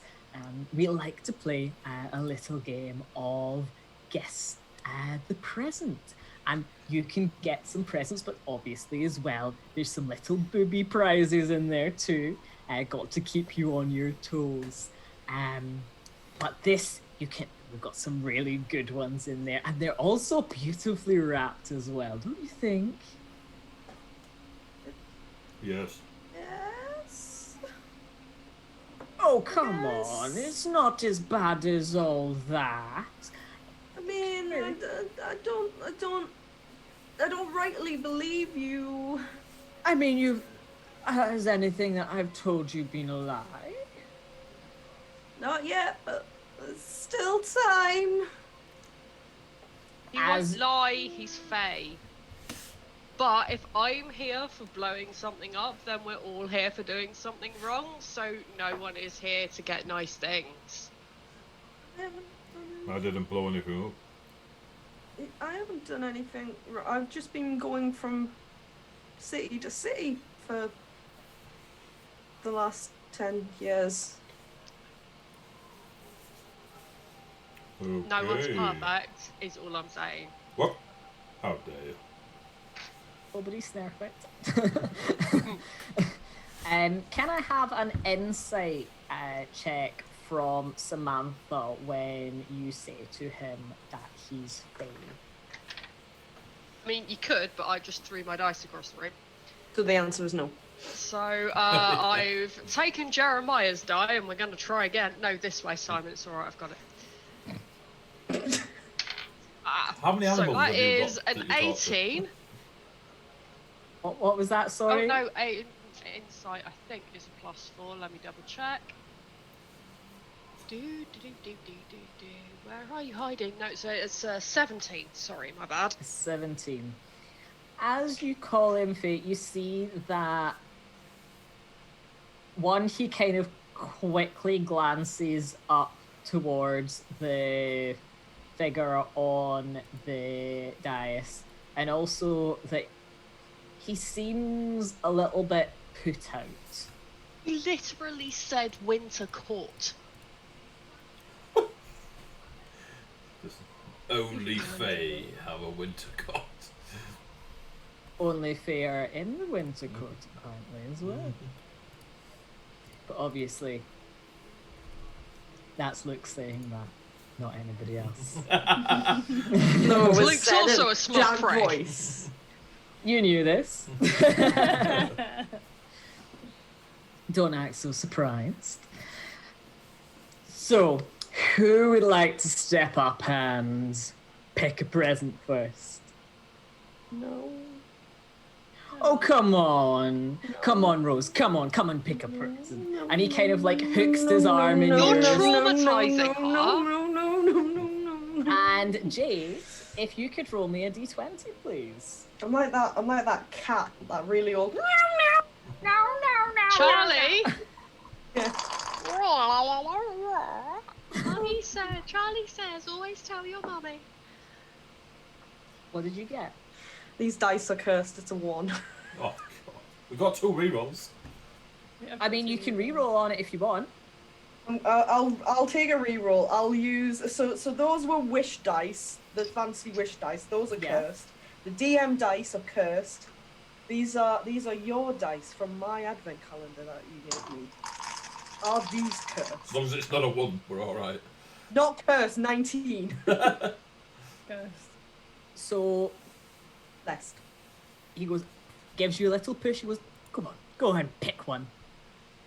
and you sort of make your way up, and you kind of look over at them, and you stop at the back row, sort of second in from the left, and you kind of bend down, you kind of point at it. Pick it up and open it then, dear. Does it look like the most unseeming present? Does it look very plain, very boring? It's the Holy Grail present. I'll take that. You open it up, and as you open it up, you feel almost like a tingling in your fingers going all the way up, and a warmth inside, and you feel so I hate it. And you feel I see. Competent. You feel a little bit bolder, you feel more assured in your abilities. As you have now gained a +1 to ability checks for the next hour. Still hate it. I just kind of like just thanks, I hate it. Thanks, I hate it. I just kind of like, what did you do? Isn't that fun? Who would like to go next? What did you do? What did you do? Can you see? Sorry, Mr. Frost. Mr. Frost, what did you do? Why does it tingle so? Why does it tingle? Oh, it was just a little bit of magic. It'll wear off, don't you worry. I didn't give my consent to being magicked. Oh, shh. Who wants to go next? Don't do it, it's a trap. Go on. Hope, Mel, roll me a dice. Roll me a d20. 11. That is an 11. Totally in the middle. Roll initiative. Roll initiative. You make your way up, just kind of the start of the third row, and you pick up a box and give it a kind of little shake. Doesn't sound like there's anything breakable inside, and you open it up and you just feel a warmth, like you've just stood right in front of an open fire. And you're pretty sure that at a push, you could, it's almost like you feel, while you've never had arcane ability before, you feel like that fire would give you, for meta reasons, 1 instance use of the spell Fireball. Aren't you glad that that was my interpretation of the list and not that you got hit by a fireball? Don't say that I am not a kind and benevolent DM. Right, now who would like to go next? Go on. You're not doing Surely it. I don't deserve a present though. Why don't you take mine? One for me? Of course, but only if you take one as well. We'll choose together. You roll and I'll roll. I'll better stick to your guns there, Doc. What did you get? 14. You got a 14. That's good. I didn't get a 14. So you head up to. In fact, I'll go first. Give you a little bit of a push along. So let you know that they're not all scary. And he'll bend down and pick up the sort of one at the end of the second row. Opens that up, and you see a sparkle kind of cover him from head to toe.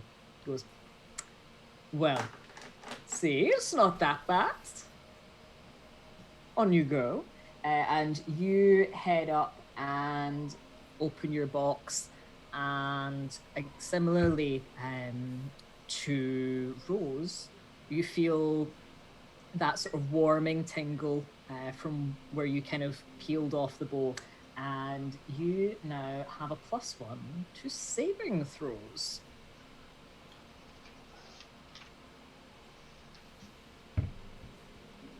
Now, Casper, it would be a crying shame if you did not get to have a present as well. I'll have that one. Give me a wee roll, please.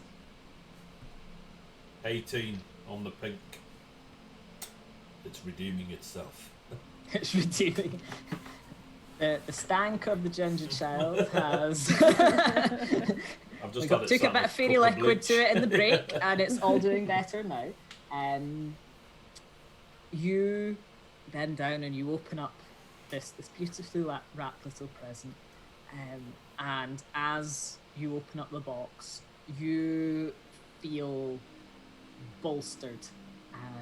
You're a large individual to start with, and you're aware of your own sort of physique in the presence that you hold, and regularly people will take a second guess at going to hit you in the first place, even though they are aware that you're a magic user.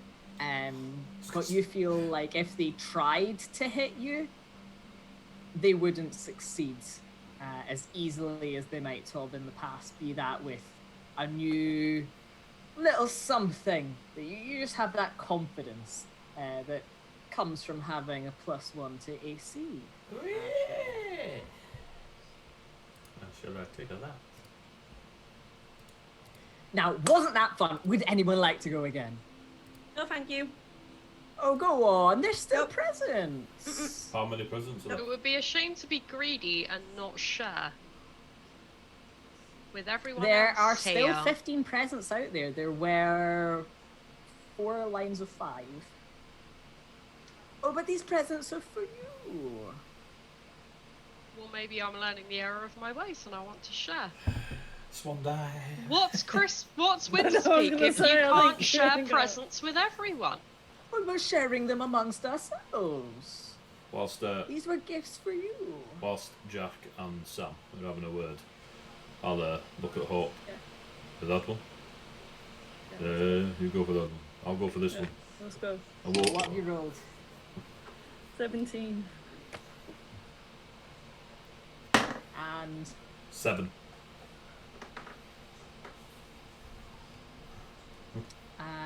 I will start with Adie. Ah, no! Oh no. Adie, for Look. you open you open up the present, and inside it's almost like you're in a very cold place to start off with, but it's like being cold, but then walking into somehow somewhere even colder. It's everywhere. It hits you almost like a slap to the face, and you, similarly to Hope beforehand, you feel with, you're not sure why or how, but it's like you could send that cold outwards from yourself for meta reasons, for one usage of cast Cone of Cold. Lasts for Let's add that to my already devastating Arstal spells. but this one would not count you a spell slot. Yes. Is that an action? Cool. Hope, on the other hand, you reach down for the present. And as you reach down for the present,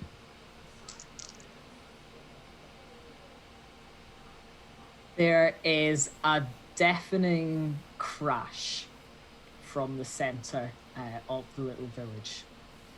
You hear what almost sounds like the sort of deep crack, that of like ice starting to move, and people shouting from the center of town, and everybody kind of stops what they've been doing, be it sort of sipping cocoa and watching you guys, or in the case of Samantha and Jack, arguing amongst themselves, and you can hear shouts coming from the direction of the giant Yule tree, or not the Yule tree, but the giant Winter's Peak festive tree in the middle of the village.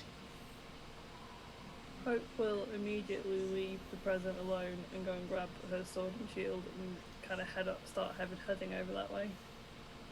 Where are you going? Did you not hear it?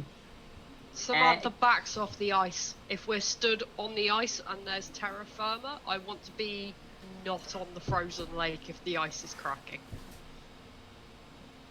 If all the ground is the same. You can, if you were to scuff off enough snow, you would presume that just because of how flat most of the surrounding area is, it's... Roll me an intelligence check. It's not your school, like, it's not your department, but... Ooh, that is a nat 20 plus 4. That is a 24 on the old intelligence check. You could make a... You were not a geographer, but you could make a pretty solid guess by just how flat the surrounding land is that you are in the middle of a frozen lake. So we need to move. Can I see any cracks? No, where you are, with your 24, you can imagine that for these structures to be built here, this is probably thick ice. permafrost. Like this isn't. Going This anywhere. was once a lake which is now frozen, as opposed to a lake which freezes in the winter. If that This makes is Fantasy sense. Canada. Yeah. Is Jack panicking? Insight check.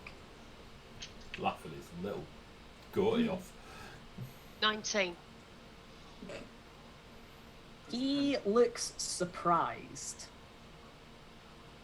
And he is definitely now darting sort of between looking towards where the shouting's coming from and back towards where the person is now standing on the dais, looking out towards the cause of the commotion. I believe squarely is a good descriptor. If any of you would like to roll... edging towards the person on the dais. Go for it. Just slowly moving that way as the chaos happens. As Hope runs towards the sound, I move towards that figure. So, what are you all doing? You're moving towards the figure on the dais, Samantha. Yeah. Hope, you were moving towards the centre of the town. Ready for battle. Yeah. Casper, Rose, what are you doing? Running the opposite fucking direction to everything. Just out into the Great Yonder? Just fucking pegging it in. Should probably grab her. Just stop pegging it in. Jeez it, boys. Jeez it, boys. Just running. I need a direction. Are you going towards town? Are you going towards the dais? Are you going just out into... I'll try to be jogging alongside of Rose. Or the direction that seems least dangerous. So if the big yelly shit is coming from town, then away from Okay, town. so we'll say so that we don't end up having Rose and Casper try and survive Bear Grylls style. Oh, I'm going to talk to her. I'm not running with her, if that makes sense. This Alaskan wilderness as you just run out, never to be seen again. Rose would win. Rose would. Yeah, I know. absolutely I know. win. That's what I was about to say. So Okay. I'll be like, Rose, right as she's gaining like 10 feet for every of my 30 or whatever it is. Just stop running, Rose. Rose, listen to me. What is that? I just wanted to go home. If we play their games, we go home. No games. This doesn't feel no like home. one of the games. This feels very wrong. It doesn't feel like one of our games. but it is definitely one of theirs. We play it, we go home. If we don't play, you're here forever. I don't want to be here forever. Then let us go home. It's cold. Come, let us help her open the doctor, and let's go home. Oh my god, I'm the doctor. You best pull some Now shit it's out really of a it. Christmas adventure. Oh, that has literally made my entire festive season. Job done. Yeah. So yeah, Rosa's just like, okay, I want to go help. Can you, so I go Tears home. and snotters And, everywhere. Can you run at my pace? I'm knackered. You're fit for a little one. So, Yeah. Samantha, you are approaching the figure on the dais. You have left Jack where he was. Unless he's Yep. moving too. If he's Um, just stood there like, not so smug now, are ya? But yeah, I figure if he's deferring to the guy on the dais, then there's some serious power there. So if something's gonna go wrong, that's the person I want to hide behind. Hope, you're running towards town. We'll start off with you because you were kind of first to respond. So you make it to where the large decorated tree is in the village, and you can perception check.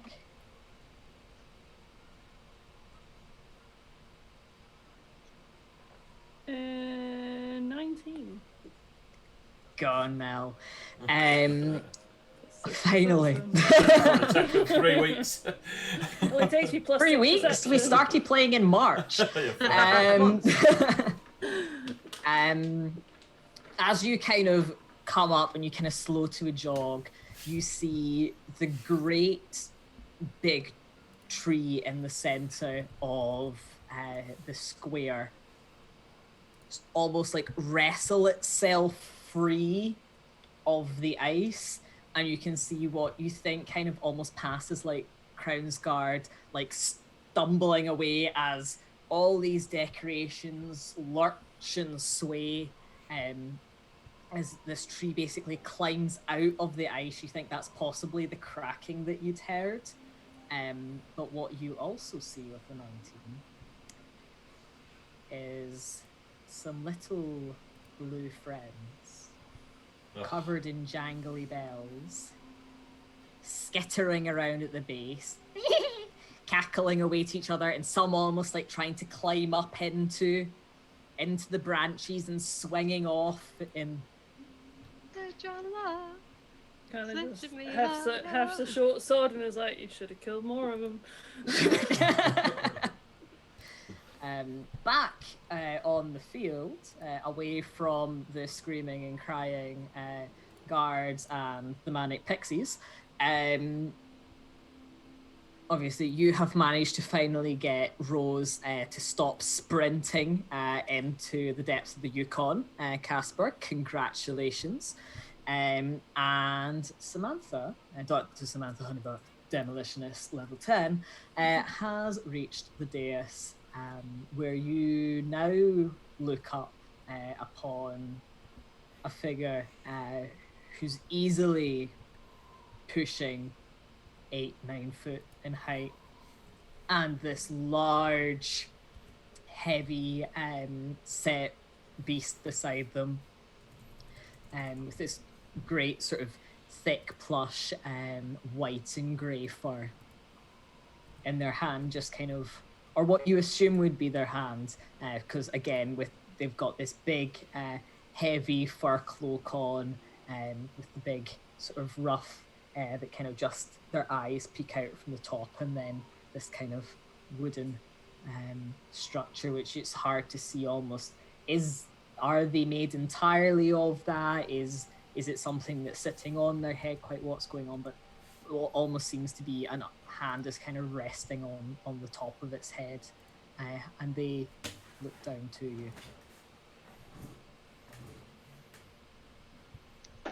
I glance up at them, but really I'm still looking in the direction of the screaming to see if that's coming towards us.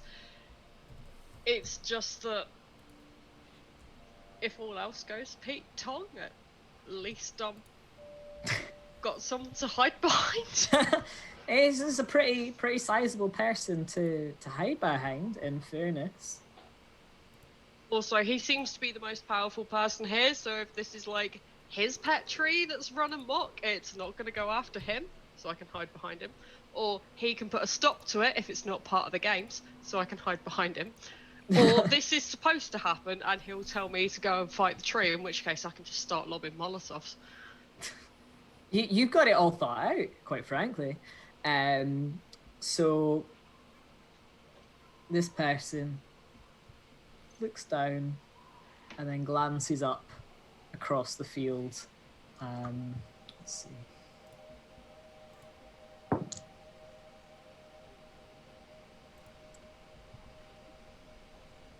How would you enjoy a change of places?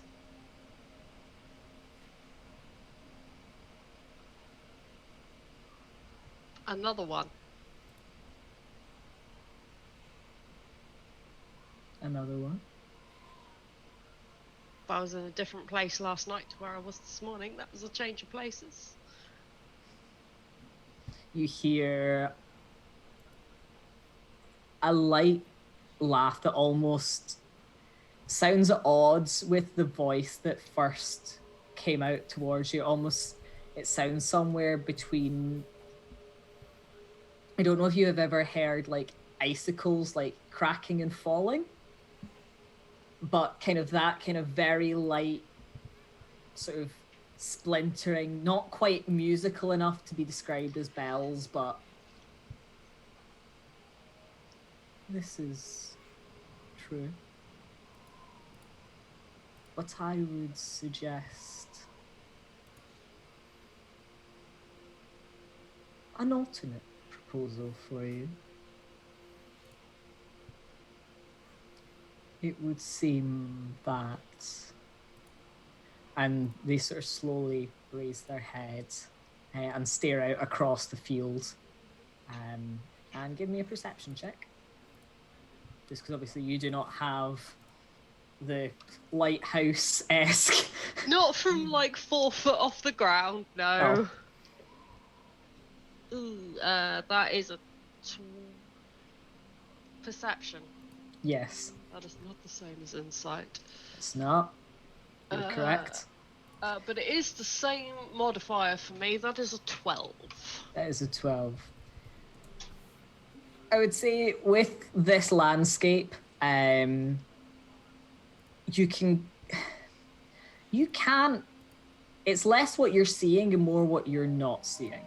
You can see everyone's kind of rushing towards the town. Mm-hmm. You can see Rose and Casper stop sort of midway between where you are and where they had originally been. You can't see Hope, and you cannot see Jack.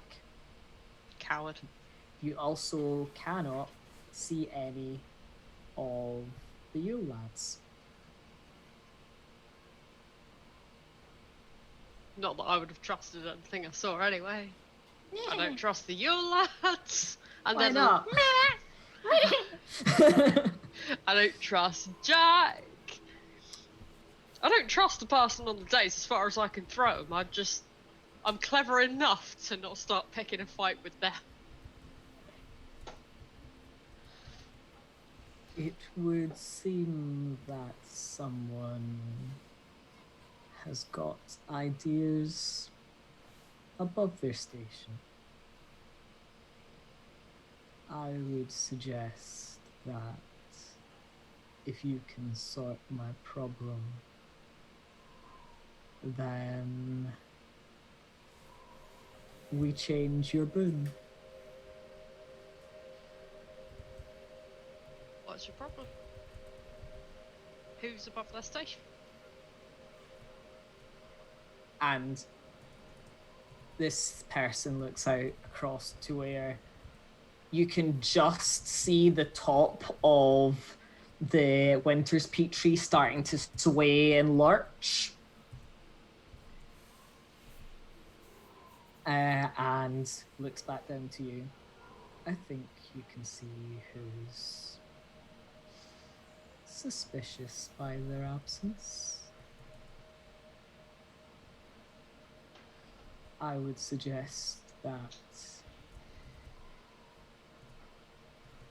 if you sort out my issue with them, then not only will I free you from his obligation, but I will offer you a boon and reward.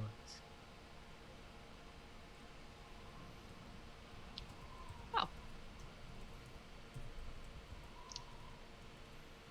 I'll go and find him then. And with that, they sit back down and stare off out into the snow. They seem Back. happy. At the scene of the shenanigans, Mel, what would you like to do? Attack the lads that are carrying the tree. Oh, They're not for carrying the tree, reference, the trees. Are they like they- They're around? Merry and Pipping it. They're Merry and Pippin in it. Oh, I see. I mean, old These- tree bears. these Yule lads are maybe coming in from. They're not all uniform in size and shape. There's some kind of squat, dumpy ones. There's some kind of gangly ones. The tallest is probably coming in around 2.5 to 3 foot. The smallest is probably coming in at around 1.5 foot. But they're all kind of different variations of a theme, kind of from that in those kind of sizes. Whereas this tree is a solid, like, you're looking at 12, 13 foot of... Can I see that the tree is actually like moving and actually like of its own volition kind of thing? This tree is... Well, for a start, it is swung at one of the crown's guards, so you're thinking it's probably slightly pissed off. So you could... It's probably moving of... It's definitely moving of someone's volition. You've not met a whole load of moving trees, but you've met a few. You are an adventurer after all. Yeah, I was gonna say she will kind of again have to shield her sword and just be like, right, and go and attack. The Here we tree. go again. Yeah, If you would like to roll me initiative then, Mel. yeah, not rolling that dice. That is. Oh, I forgot I get a really good bonus of this one. 22. It's like the highest I've rolled initiative like ever.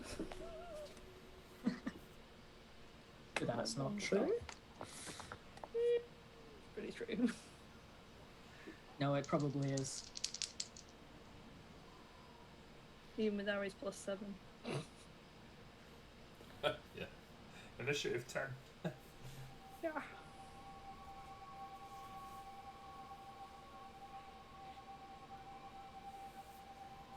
Sorry, I'm just making sure that everyone else has rolled for as well. Is that- There's Crown's Guard as well. Don't seem so panicked. Never trust him, Mel. Oh, I don't.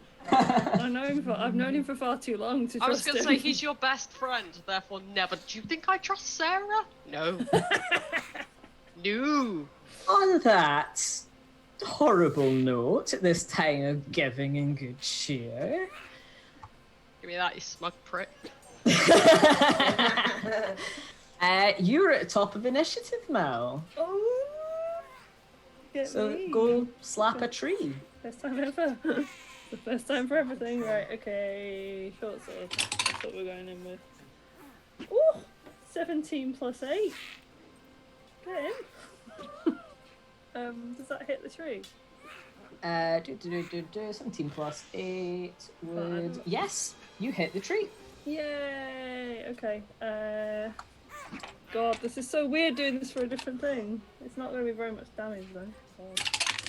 That is 9 points of damage, and then second attack. I was going to say, you are a level 10 fighter, so you are going to be hitting it for the next 6 days. That is also a 17 plus 8, so that will also hit. Yep. Rolling a 1 there, that's crap. That is 7 points of damage.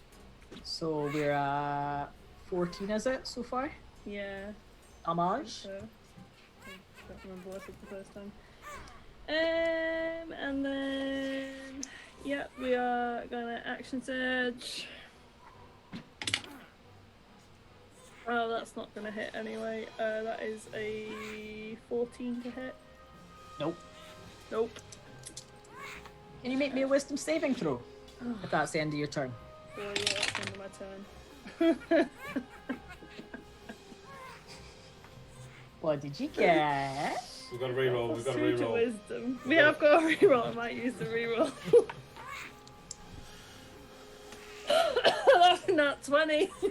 Yes.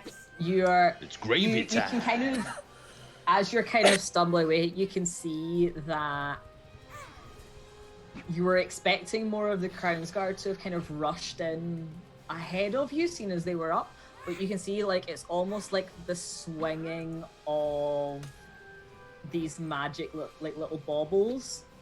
Like, they seem to almost be, like, swaying in time with them. Like, they seem to have, like, stopped kind of as soon as they've got up, and they're just kind of, like, looking up to the tree. And They've been charmed. Hypnotic gaze. Charged by pretty directions, pretty decorations. Information: are the town's guards cats? Because if they are, these might be regular baubles.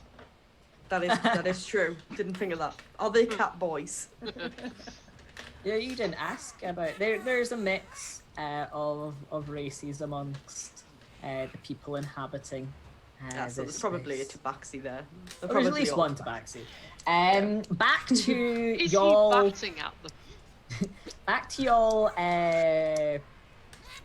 Obviously, Samantha. Are you heading back to grab Rose and Casper, or are you just making your way downtown? Walking fast. I am This is going past. to. You are tree bound. I am actually going to go to where Jack Frost was and roll an investigation to see if I can get any kind of information on where the apparently no longer smug prick has gone. Roll me an investigation roll. I am rolling. Hint, And he is now you have a That plus is- 1, don't you, at the moment? That is investigation in check? fact a 12 then. No, that's is- saving throw. I have a plus 1 to Oh, saving you were saving throws, throws, sorry. so it's an 11. 11. 11. It's not particularly hard to see what looks like a sudden spike in, like, footprints jetting off towards the sound of shenanigans. Follow him. Yep. Rose, Casper, what are your plans? I think we're heading towards Hope, are we not? You guys going with? Yes. If Hope is like darting off following Hope ran footsteps. towards the tree. Hope's already hitting the tree. Oh yeah, okay. Hope's So, yeah. doing Link's I'll- gardening I'll just keep services. reminding Rose, play their games. Just play their games. as I'm running towards the town to help Hope. At full sprint while Rose just Following casually but walks past crying. me. Following but crying. We're all gonna die. Been there. So you make it to this, and you see, similar to what Hope saw before, this giant swaying tree lumbering around, swinging its limbs out. There's some of the guards seem to be knocked aside. You can see these little jangly bell-laden you lads scampering up and down the tree. Some of them seem to have like even jumped onto the back of some of the guards and are kind of shaking at them, etc. And what you can also see is standing maybe 10, 15 foot behind Hope is Jack Frost. Shoot him. That is the page. What? Sorry, give Lob me a just a, Lob a Molotov at him. just a teeny tiny second. His name is Jack Frost, ergo he's vulnerable to fire. And I think it's gonna be a sticky bomb. Ugh. Little in the way of shrapnel. Are you guys going to wade into combat? Was that the plan? Do I roll Apparently so. initiative or do I just roll to No, heat? you're going to roll initiative. Alright, so for initiative. Rose, do you have a weapon? Yes. Can I see it? As in, Jade, can I see Rose's weapon?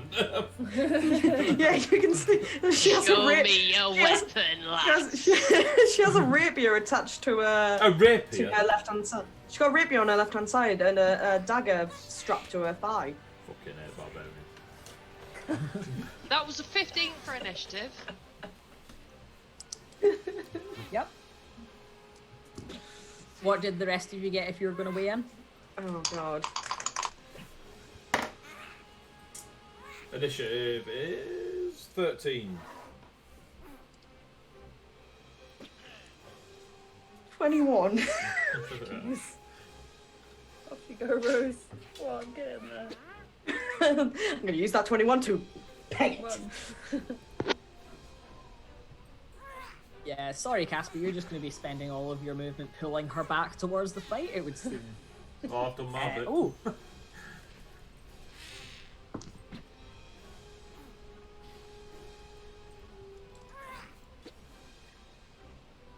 Okay, what we'll say is you've probably got there just as Thingy's finished her attack. So Rose, you're up first. I hide behind Casper. And that's all you do? Yep. Up next then is Jack Frost. You see him pull a rapier and stalk towards the tree. This is not how this is supposed to go! And keeps walking towards the tree, yelling at the Yule lads. Is it the tree that Hope's fighting? Is Hope fighting the tree or the Yule lads? Three. The tree. Okay. She's fighting the tree. Tree. Up next is Jeannie. So, Samantha Brandybuck. Dr. Samantha Brandsburg, demolitionist, level 10. a 12 to hit What are you trying to hit? Jack Frost with a thrown explosive. And I'm just trying to find out where in my font. Oh no, because it says roll double the damage dice, but I can't find the original damage dice. If it's a 12 to hit, Yeah. it sails over his head. But while we're on the subject, 2d6 can you help me find where my basic damage dice It's are 2d6 for this? on the proficiency bonus table thing. Yeah. Explosives and 2d6. 2d6, thank I you. wrote it at the top of your thing, I think. I've got d20 plus 4 to attack. Is that plus d4 plus d4? Or plus 4 plus 4? That's +4 your proficiency plus your dex. That's to hit. Oh right, in that case it's not 12, it's 13, 17. It doesn't go quite as wide, but It still doesn't hit. Okay. it don't hit. It don't hit, and I'm down to 7 Molotovs. Rude. Alright, that was me. Oh, Up next is the Crown's Guard. They seem mostly held busy wrestling with some of the Yule lads who seem to be swarming them for the most part. Some are still seem to have been knocked out completely by the tree. After that will be 80. I will step. How far from the tree am I? You're probably, say, about 40 to 50. I will step forward so I'm within 30 feet of it, letting my red jacket fall from me, so I stand there in all my muscled glory. Covered in scars, back, forearms, shoulders, chest, on the neck. And you see, well, Rose will see this. There are 2 words in giant written down my back, one on either side of the lats. And then I will cast Blight at the tree. Can you give me a Constitution saving throw at disadvantage because it's a tree? I love when people use Blight against trees. It's the best. I've never been in this situation before. I'm presuming a 4 does fuck off. 4 does not succeed against my DC of 16. So your tree takes 72 points of necrotic damage. Me and my 9-point damage, yeah. Wizards. Sorcerers don't meddle with those fools Yeah. books. And that was Yeah, but every now and again you accidentally summon flumps, so it's hard to take you seriously. Only the chaotic ones.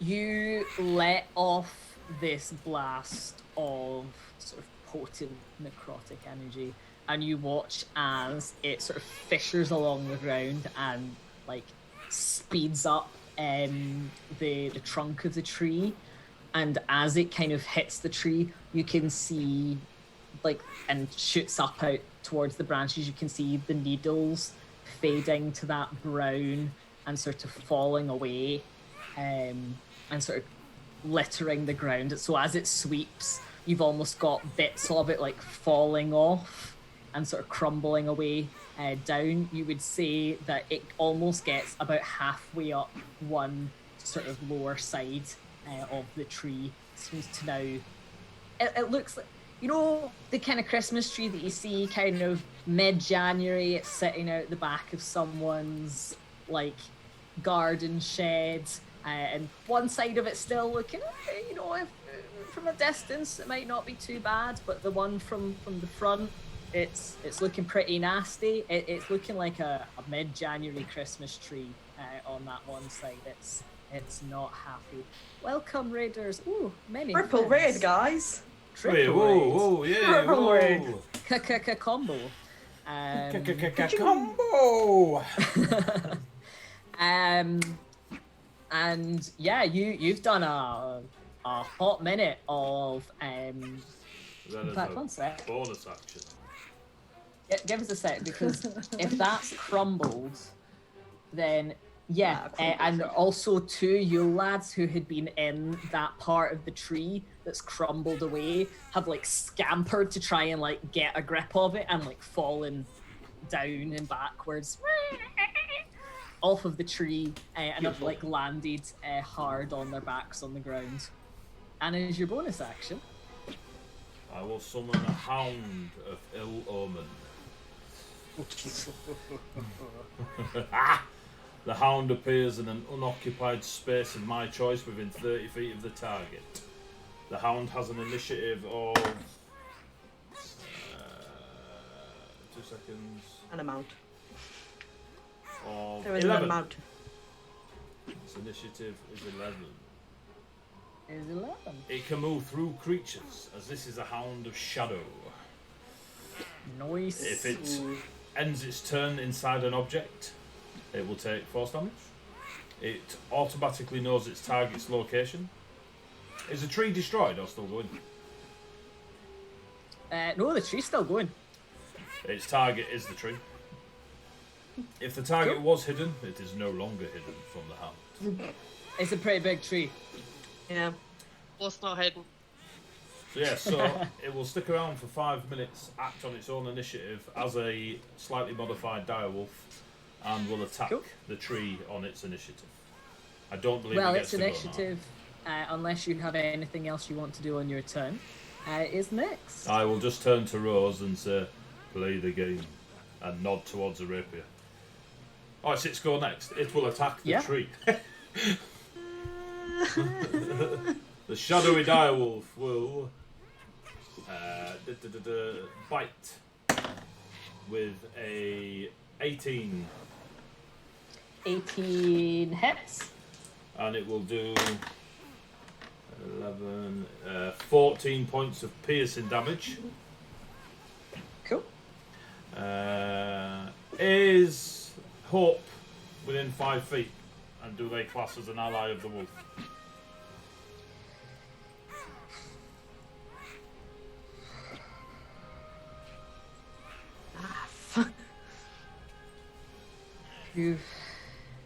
I would say yes, they class as an ally of the wolf.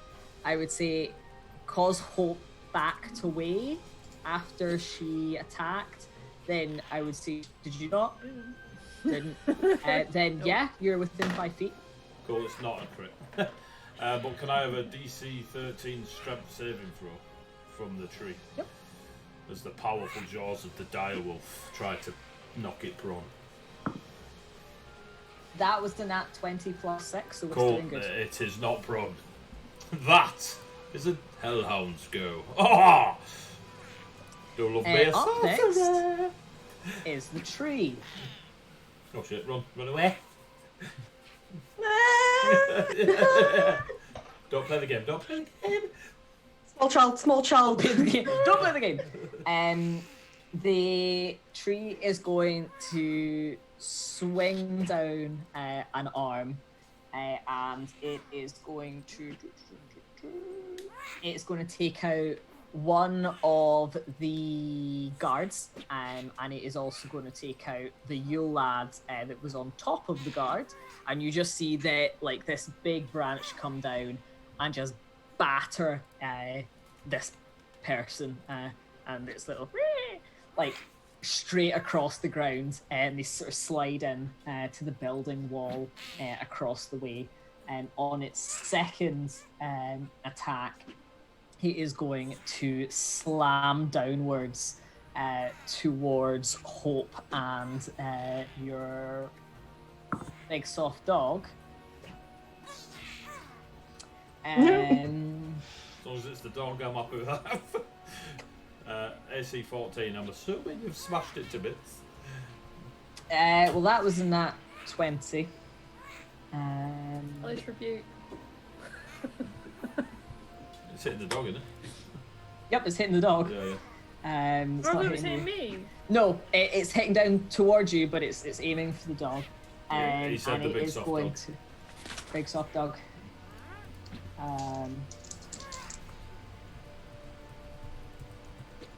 That is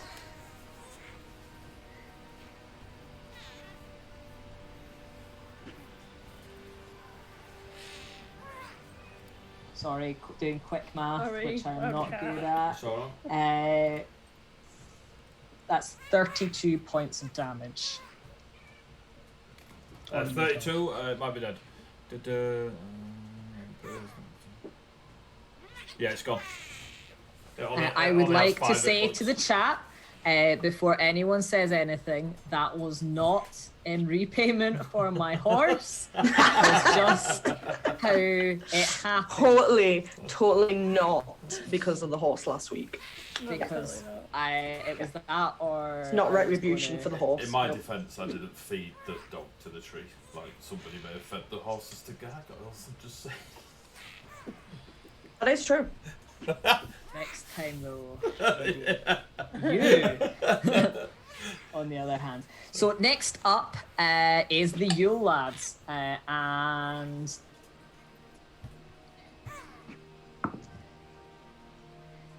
Rose, does a 17 hit you? It does. So you are swarmed by 3 of the Yule lads. And On the other hand, and they sort of scamper towards you and jump up and like look hoop on, and like there's one that's kind of pulling at your hair and there's one that's kind of scratching at your face. They're all just kind of like pulling at you. You take that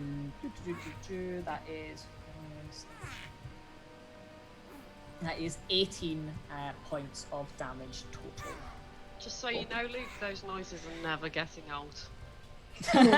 I am glad to be of assistance. So as the little friends are jumping on Rose, just screaming bloody murder, and then just kind of like drops to the floor, kind of like trying to protect herself.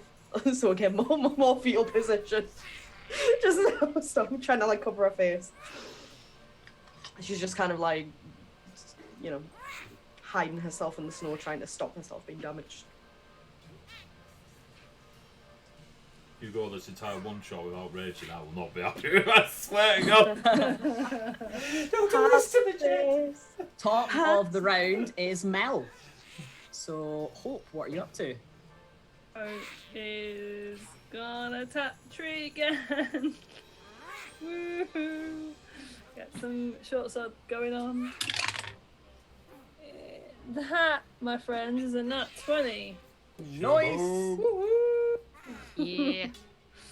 So we get to roll a whole 2d6. Woo! Do you get any superiority dice or anything you can add to that? Possibly, I don't know, because I don't know if I should. It does not say superiority dice, so I think it's a different Okay, no worries. Are you a Battlemaster? champion. No, you don't have superiority. No, Just because you get to double your superiority dice as well on that. just rude, but yeah. Essentially, I've got 9 points of damage. Yay! That's on a crit. God damn it! I'm so used to Ariane is rapier magic turn. Now you know how I feel. But we are going to do another action of attack, and that is 17 plus 8. So that will hit. Have you surged yet? Not yet. Actually, no, I have. Already surged on the last one. Oh, okay. Probably. That is 9 points of damage. See, I told you I rolled terrible. No, the tree is you are taking chunks out of the base of it, so it's almost like you swinging for the branches is doing not a lot. So you've almost like hunkered down and you're going low and just it's not an axe, but you are whacking into the base of this trunk, and you have taken out a good wedge of it now. You can feel between kind of the necrotic energy that Casper had shot up it. You've managed to, like, that already weakened part, take that wedge out, which is causing the tree to sway, but not in the way where it has any kind of control over it anymore. It's kind of more a near fell tree in the wind. Reeling. Trying. Yeah. Reeling rather than swaying. It's not having a good time. Up next. Yeah, just underground. Oh, sorry, again. is that you? Yeah, that's it. Up next is Rose. So, still on the floor, sort of fetal position, covering myself, crying. And then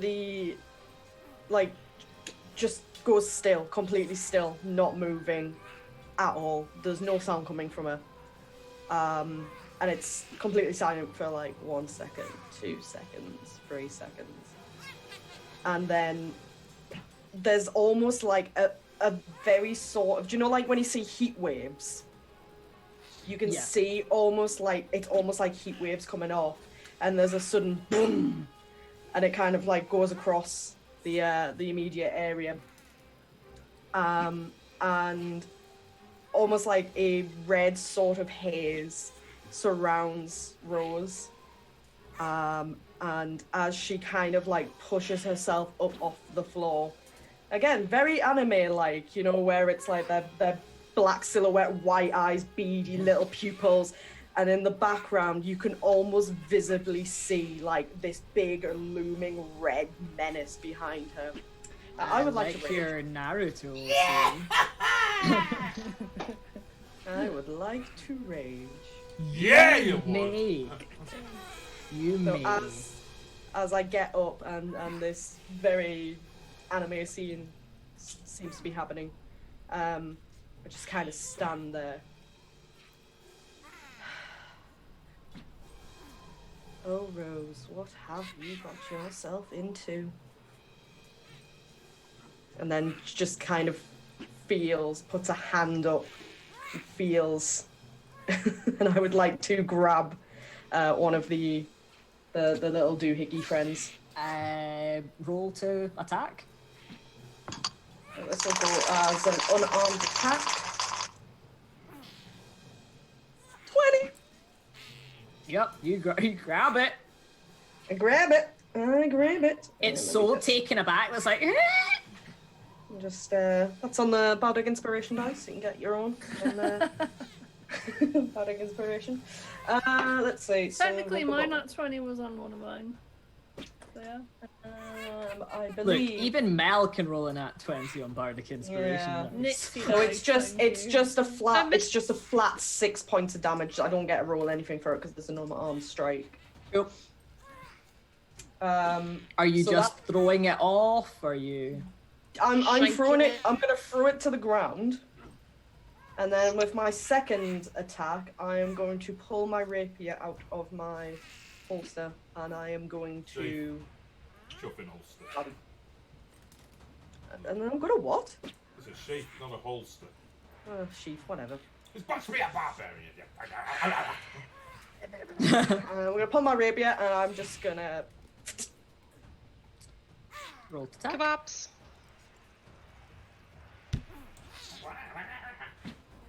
We like these dice. 19 plus 7. I'm not making the math Yep. on that.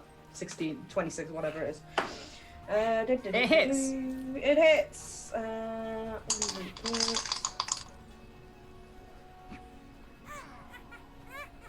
3 hours. Yeah, for this. I'll take that. That is a 11 points of piercing damage. It hits. It was on 3 health. This thing is like shish kebabbed into the ground. The two that were still on your back are like simultaneously clinging onto you in fear and trying to like yeet themselves away at the same time. Like, oh no. Oh no. No. Let me just up double check. next. There's not something else I can quickly do. I just wanna double check. No, that's fine. Yeah. Okay. Up next is Jack. He turns round towards you, and I believe that it will be it'll be Samantha that's closest to him because she'd ran forward to Lob a bomb. launch the bomb. And he'll turn around to you like, "Oh, thank goodness you've made it here, darling. Can you believe what is going on? My Yule lads have gone completely wild. You really you must help me get this back under control." Grenade flying over How there. close to the tree is he before I respond? He's probably about 10 foot behind Hope. So probably about 15 from the tree. Sorry, let me just reread this. Oh, it just says surrounding, it doesn't give a... So... Not only would I not believe what's happened, they can't believe what's happened. Pointing back towards the dice. And... I do another yeet. Are you still attacking Yeet. first? towards It's Frost. not your. Well, actually, that was his turn, so yeah, and you're right Yeah. after him, so yeah. Yeah. So that is a 15 plus 8, which is a 23. That hits. And I am going to use a spiked flashbang. So, a creature that fails a saving throw against my flashbangs takes thunder damage. So I would like a saving throw, but it doesn't say against what. So let's assume it's Dex. yes.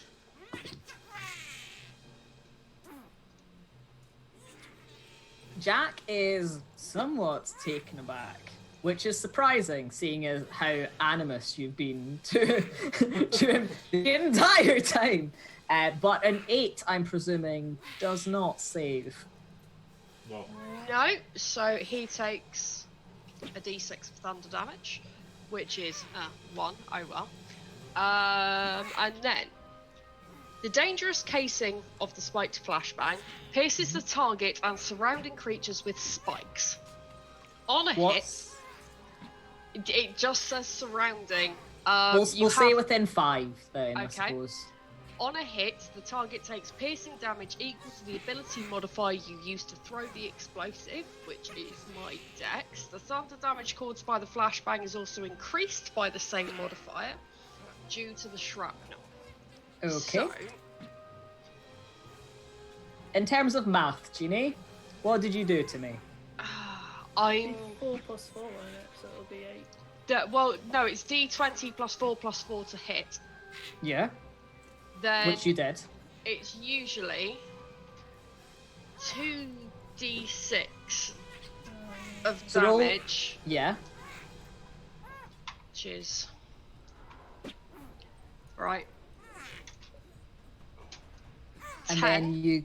So that But was your the- 10 plus your 1 for Right. your... No, so the lightning. thunder damage, 1, caused by the flashbang, is increased by my dex modifier, which is a A 4. plus 4. So that's now a 5. Yeah. And my 10 is also increased by that modifier By a due 4. to the shrapnel that's- that has embedded itself all over his smug face. So that's a 15 plus a 5 Okay. worth of thunder and piercing damage. I And will let- possibly some stuff is on fire in his near vicinity. Actually, also comes to think of it, I threw a sticky bomb, so possibly something wherever that landed is on fire, unless it just went straight into the snow. Probably just went straight into the store with the mist. Yeah, can't I have will let everything. you know his response to that when we get back to him. Up next is... Yeah, the guards are basically just sitting ducks. They rolled a 10 and a 12, for goodness sake. Eddie, you're up next. Blight. Blight, do it. You do it. Oh, it's a saving, isn't it? It is disadvantage. I will summon forth the necrotic energy. I don't think I can roll worse than a 2, but I'll try. Nah. Nope, that was a 3. You literally can. That'll be So what? 72 points of necrotic energy as I use my other 5th level slot. Cool.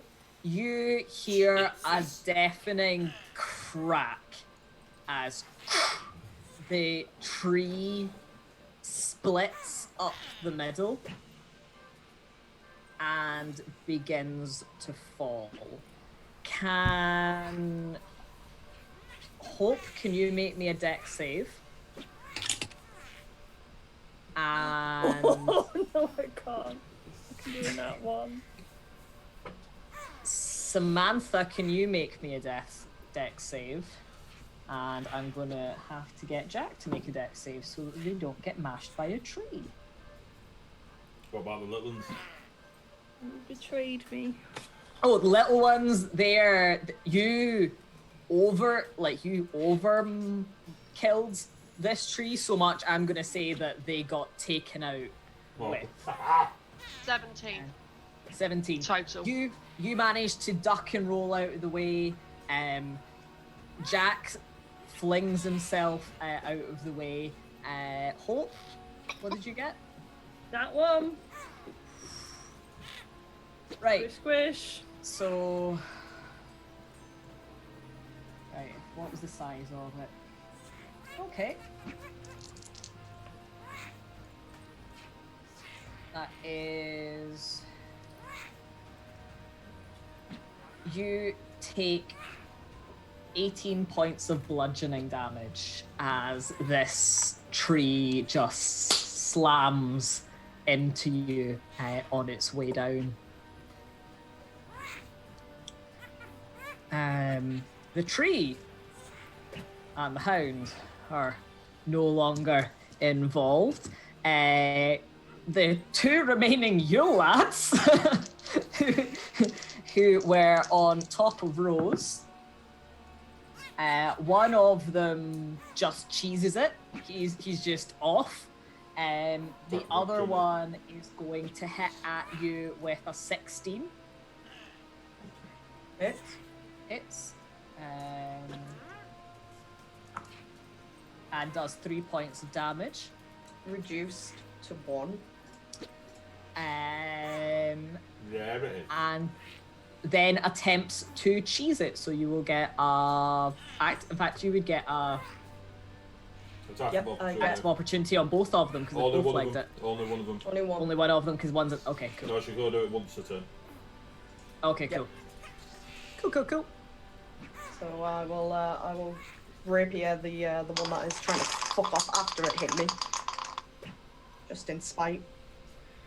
Boy, it's not going to be a good time for him. That is 17 plus 7. So whatever that is.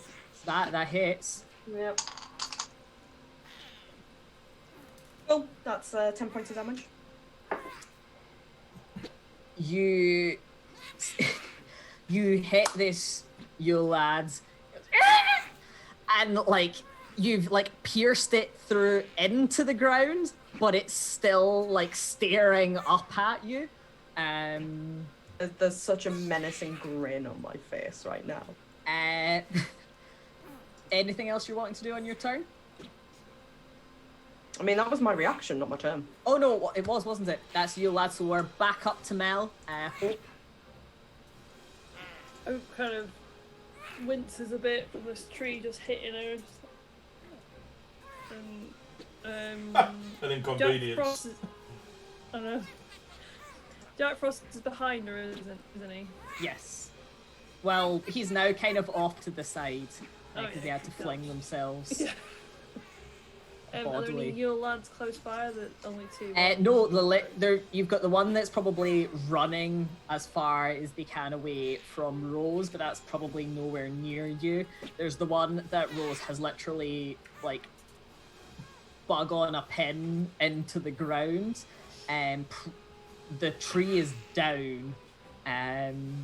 It's really the only active foes. If you've been paying attention to the rest, you'll probably see. Maybe is Jack, but again, you weren't there for that side of it. You've just seen Samantha attack him, and the Yule lads.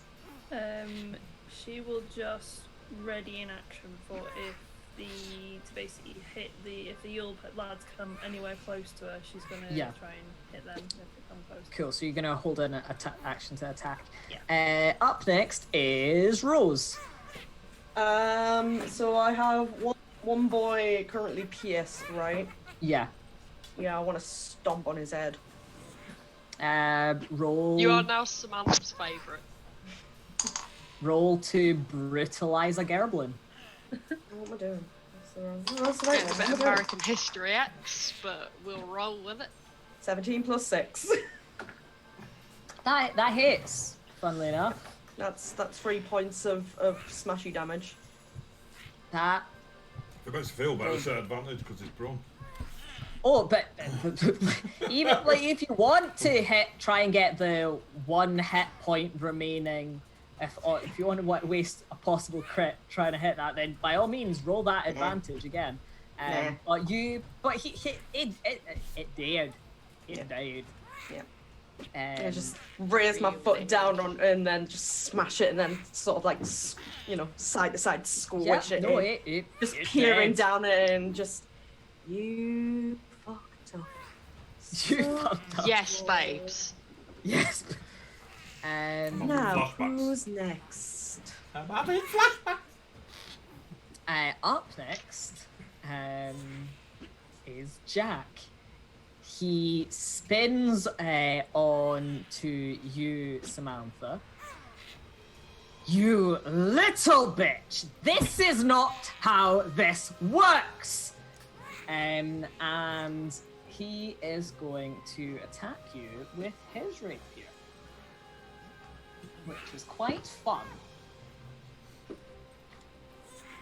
Yeah, so that is. Does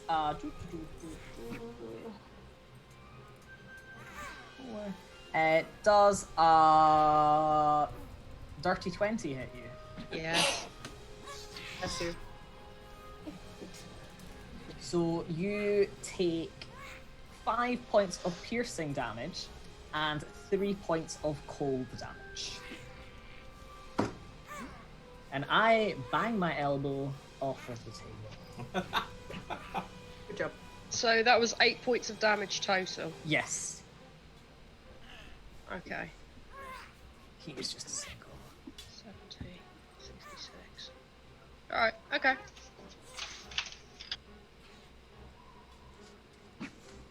And he is engaged with yourself. Up next is Ginny.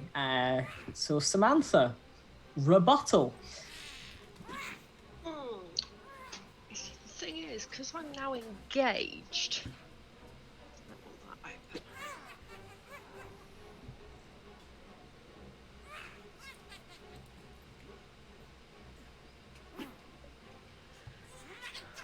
Use 2. So I'm going to have to shove a sticky at him. Do you get any disadvantage on that because it will now be close range, Yeah. or Well, you see, the thing is, the reason you I'm place thinking a it, or- sticky is it causes the flashbang to stick to the target. Flashbangs made with this component reduce the target's movement speed by half until the end of its next turn on a hit. It doesn't say anything. All the other ones, like the shrapnel bombs, say it affects other people within. I'm more thinking, is it a rate? Is it? Do Yeah. they count as throwing weapons? All right, maybe they do. In which So that's the only case- reason I'm trying to work out To, if to they're. actually hit him with it is the disadvantage, Dr. Samantha. Yeah, maybe I'll just stab him. I like a stab. Why not? You could just step away from him and lob it at him. So that is 10, 11, 15 to hit. 15 does not hit. I just sort of flail at Scratch him at then with a dagger unsuccessfully,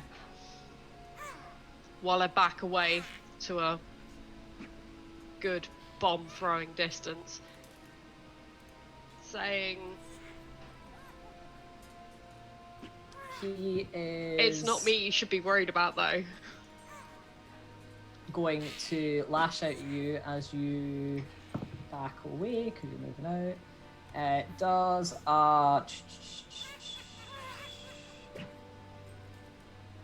that'll be 24 to hit.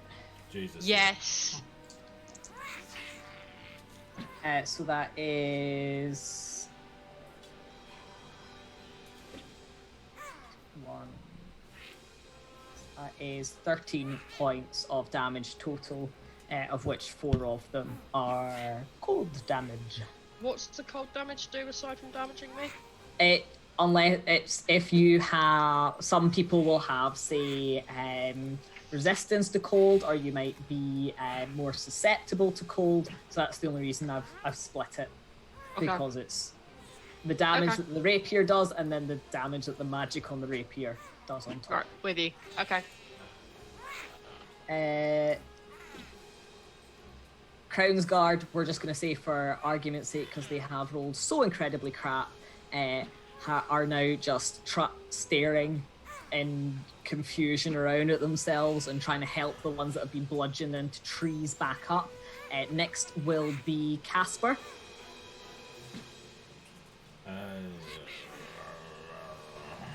So Jack and Samantha are fighting, sort of. Yeah. I will look to Rose and be like, play the game indeed. And then I will cast Haste on Hope.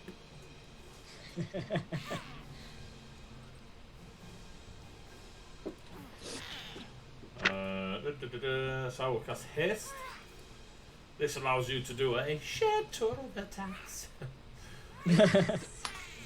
So as you are hasted, you gain +2 to your AC. Oh. Your speed is doubled. You have advantage on dex saving throws, and you gain an additional action per turn. It can only be used to attack, dash, disengage, hide, or use an object. It's concentration, so whenever I'm concentrating on it, you will have an extra action per round. It's up to a minute. Get in. Thank you. And then I'll just shout to you, Snowball.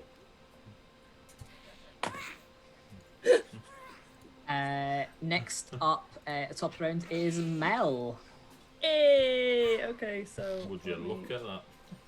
That was some good timing, that was. Oh my god, my AC is now 21. I know my role.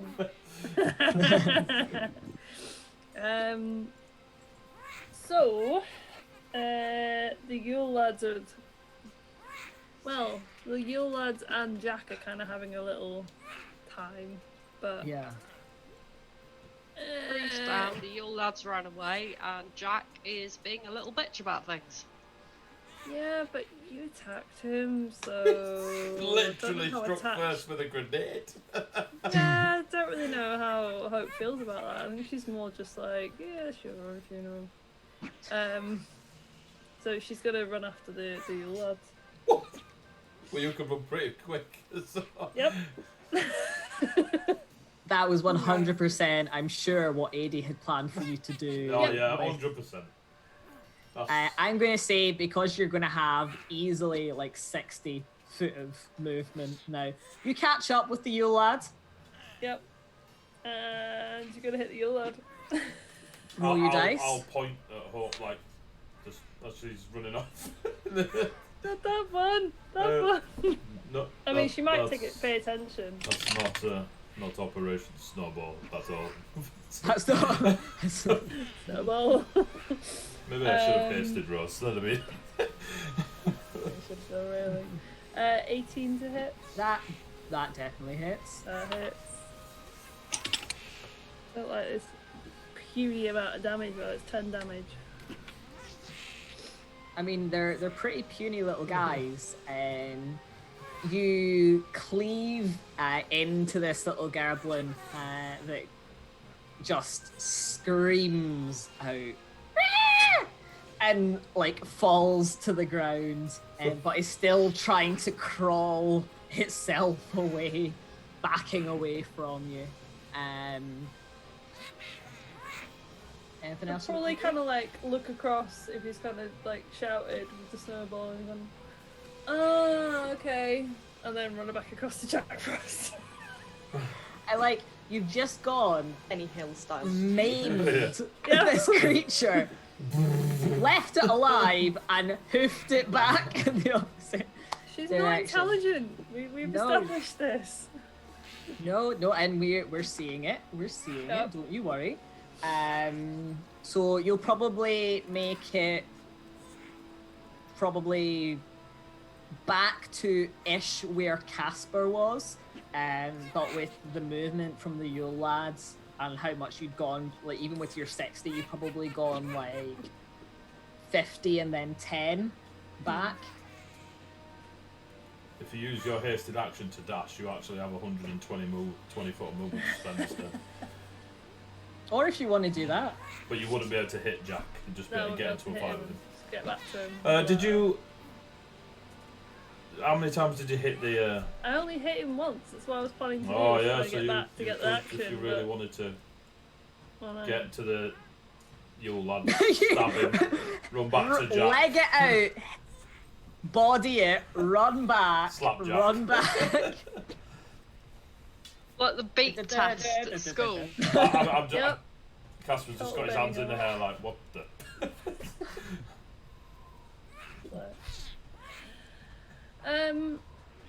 What do you want to do? But then, so she get another action anyway, and then she get an extra action from the haste. No. So Oh, no. you've got another attack, which is Yeah. part of your normal. Yeah. But if you use the hasted action, you can give yourself another 60 feet of movement, which would allow you to get to Jack. And then attack him as the second attack. Well, yes. Yeah, that's what I was just trying Yeah, to yeah. establish. I was like, Yeah. can I do that? Okay, yeah. In that case, that's what I'll do. Unless is Luke I will- obviously says otherwise. Yeah. Oh, go for it. I will use the action to make my movement up. Poor Yule And lad's then like, hit. why you stab me? Dragging one armed along. You know, its legs and its other arm. I'll put them back on. Still hit. Oh, it doesn't hit anyway. Never mind. Oh, for fuck's sake. 25 minutes that took, man. Right. Next up, I haste Jack. Yes, basically. it's out our misery. Pile of dice. Rose, you're up next. Fit. So there are no more winter boys. There's There's one hanging out. the man. wall.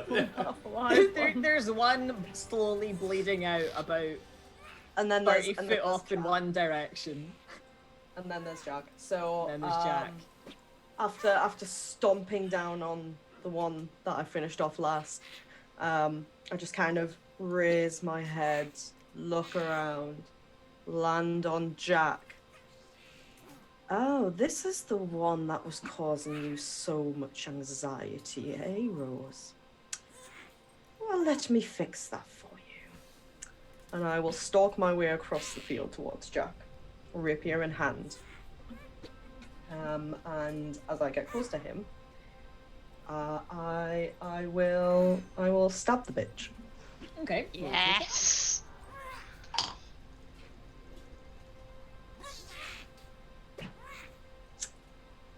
Nat 20. Nice.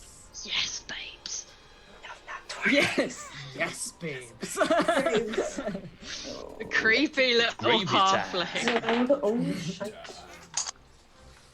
Thank you for the follow, Obek.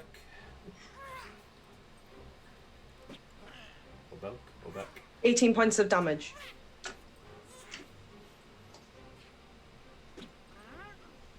Cool.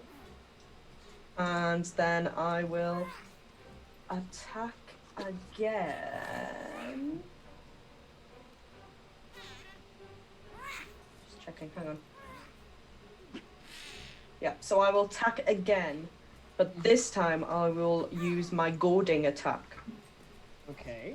What does Which that basically, when I hit with a weapon attack, assuming that I hit anyway, I can expend one superiority die to add the total to the damage roll, and the target must make a wisdom saving throw on DC 15. On failure, the target has disadvantage on all attack rolls against targets other than you until the end of your next turn. So Nice. mini taunt. So, There we go. I will get a backlash shot. I will get a 22. so that hits. So you want me to make a wisdom saving throw? Let me just double check what it is. I can't find it. It's in features and traits. So I expend one superiority die to add the total to the damage roll, Yeah. and the target must make a wisdom saving throw. Cool. So my wisdom save was 19. Okay, so he saves, so he doesn't get disadvantage, but he still takes the A damage seven and damage. Cool. whatever one superiority die is, which I don't know because it doesn't tell me. It's a D8. I But we'll believe. go with we'll go with a D8. I don't think you've moved. Level 11 it goes up. It's level 11 that goes up. I think. Cool. But yeah. Go with whatever. it. Just go with it. We'll just go with that. That's not a D8. That's why that looked fucking weird. That's a. The Is 100. that why you rolled a 12 on it? Yeah. That makes more sense. 12 plus 15 points of damage. He is starting to look decidedly less coiffed than he was. And he spins to you, because I'm presuming that as you finished your turn, Rose, or are you? Yeah, just as I stab him, I'm just gonna lean real close to him and go, "You messed with my descendant, and I don't like that." Oh, and Rose, don't stay too close to him.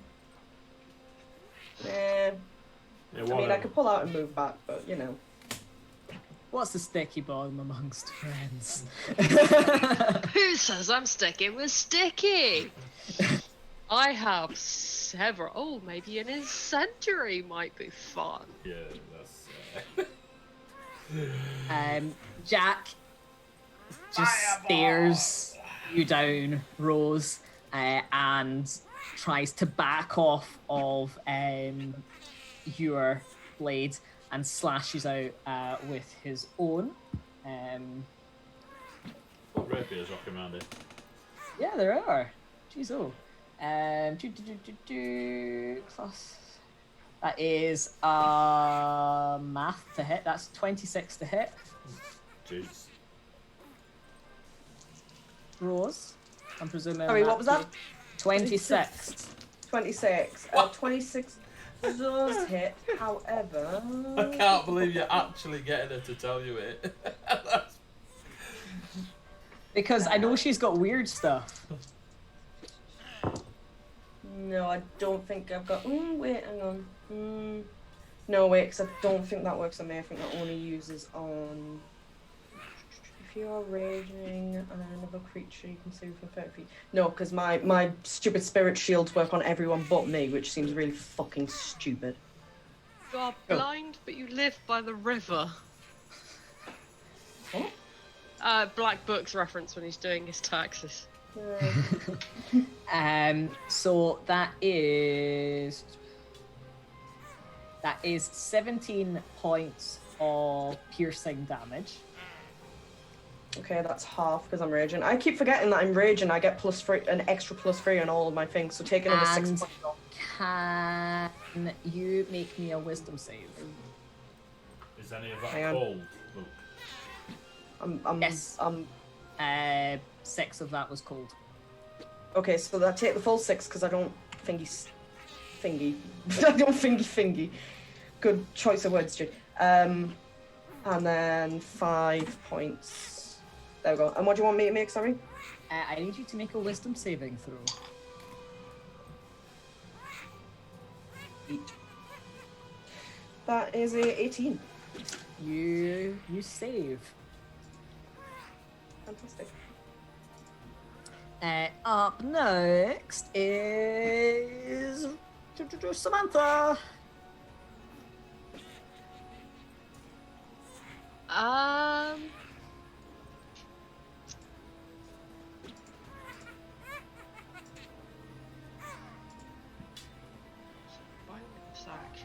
Oh well.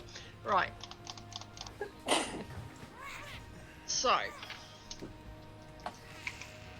Rolling 18, 22, 26 to hit. Yep. Can I have a saving throw, please? Against, what did we decide for the thunder Dex. damage? Dex? Let's have a Dex saving throw. I'm presuming a 9 does not save. No. So... Ooh, that is... 6 thunder damage. Yep. Plus...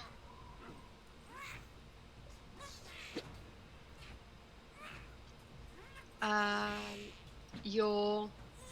So, we have the... was 2d6 regular. Yeah. Yeah. So, oh god, just yeet things across the room. Alright, okay, so.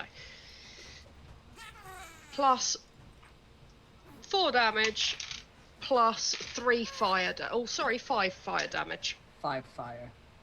So, yeah. This one that we need to save against as well because we're close. No. Okay. It's only the shrapnel bombs that sort of go outwards. There's a volatile one. It's volatile and spiked that you need to worry about. And you do me a perception check, please, Samantha. Fire. That is 12. The fire doesn't look like it's done quite as much damage as you would have hoped it would. Rude. Ooh, He's made of frost. Trixie. Melt. Melt, damn bitch! frost boy.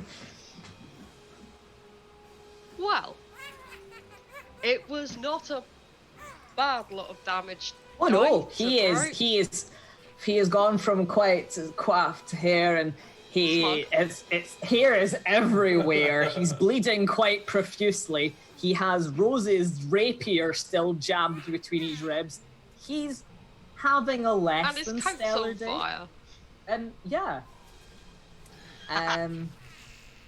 And now it is Casper's turn. Sod it. I will absorb the last 7 sorcery points I have to give myself a 5th level slot, as I don't have any. And I will pull forth the necrotic energies from the fallen tree and aim them at Jack Frost. Can I have a constitution Okay. set? And then unless he's a plant, it's a flat roll. Cool. He is not a plant. That is... What was the save again? Con. Was it wisdom? Con. Con. He is having a bad time. That was a 6. Oh shit. Alright. I gotta roll this. 5th level blight. Holy shite. 47 points of necrotic. 47 points necrotic. Yeah, bam! You lot not allowed to play sorcerers on a Tuesday, just say. 80. No. If I had better hair and a stunning goatee, I would ask you how you would like to partake in this roll with the damage hit that you've just got. So, But we do not have that allowance with our you do have 19 beautiful viewers. hair. You do have beautiful hair. But so how, if you were in that position, You know, so how- exactly how you how would you? partake in doing this. How would you partake in this final action? Very much akin to when I used the magic missile on the little ones and they did that cartoon like blip through the snow. Yeah. I want to do that with Jack Frost, but against the back wall that the buildings that behind him. So it just sort of like flash burns against it. So you have like a little outline silhouette of a frosty Jack melted to the wall. And all the living stuff around it fried because of the necrotic blight energy. And then I'll bonus action make a snowball.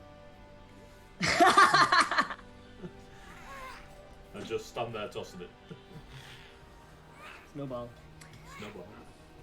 Oh well. So you blast out with this necrotic damage, and it sort of serpentines across the ice and blasts up through from the ice and like almost wraps around his leg and sort of climbs up, and you can see him kind of looking down where this kind of like these black tendrils of blight are starting to make their way up, and sort of almost like drag him back to the wall.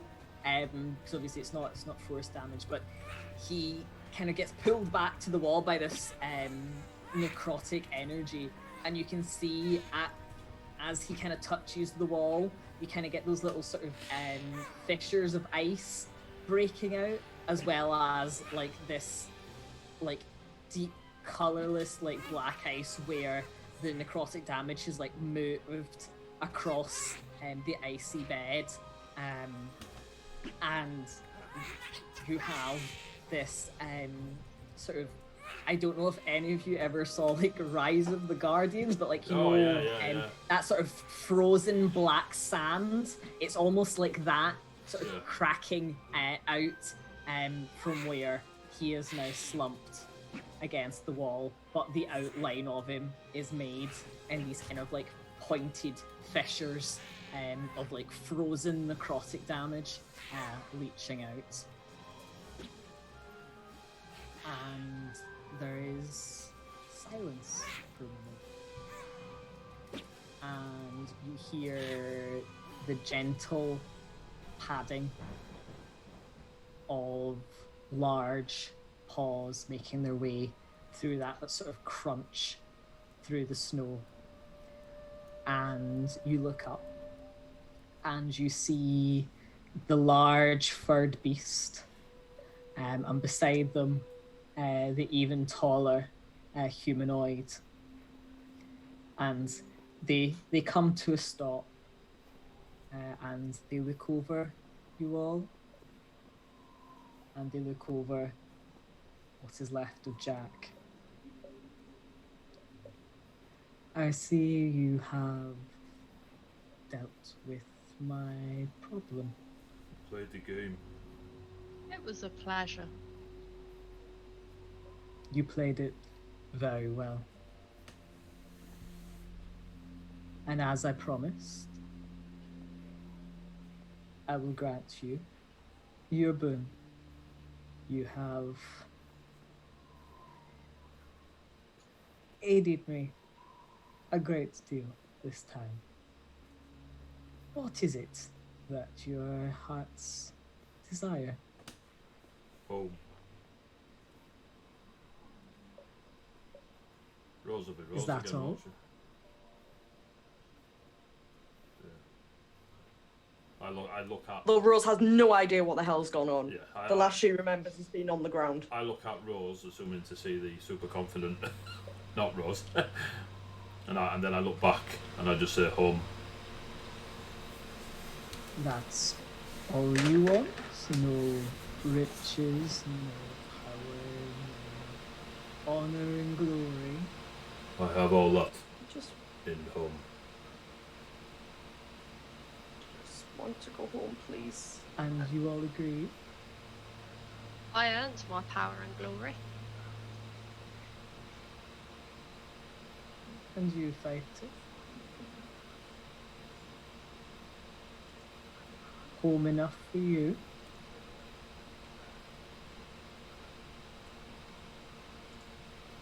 Won't mind a better rapier. Well, if you'd like a better rapier, well, there's... I don't imagine that he will be using his for much longer. Help yourself. It'll save me tidying up. Not my style. And I'll pick up my red coat, cover up my giant rooms. Well, if all you want is to go home, all you need to do is... It's as simple as falling asleep. Return to your beds in the cabin. You will be awake where you once were. Rose doesn't even hear the end of the sentence. She hears fall asleep, cabin, and she's gone. On the floor, just Anyone like... else think some like valerian root might help with that? And with that, the figure sort of... Are any of you looking to take the rapier, any of the rapier users, or you just all cheesing it? As you all head away, if none of you give a backwards glance, what you won't see is the Archfey of Winter pull down the huge hood, showing the two large mouths below, as they remove the last of the soul, as Grilla always takes the souls of the naughty in payment. And you were almost the payment. In the place of Jack, for many years, he had been bringing a burden in place of himself for what he had done in the face of the Winter Court. But you bested Jack, and you got what many do not get. You got a boon of the Winter Court, and you could have had anything, but in a beautiful and simple way, all you wanted was to go home. So you returned to the tavern and make your way up the stairs, and it's just as warm and just as inviting as it once was. That warm winter glow, now without that chill that you hadn't actually realised had been there, now seems even more relaxing. There's a warm cocoa by each of your bedsides, and the beds have never looked quite so welcoming in all your time. You prepare for sleep, and you curl on down, and you rest. And in the morning, you wake up on Winter's Peak, and you can hear shouting of children outside running in the streets, the little village that you had originally come to, and the rustle and the timbre of people downstairs having their breakfast as you've returned home, back to where you once were.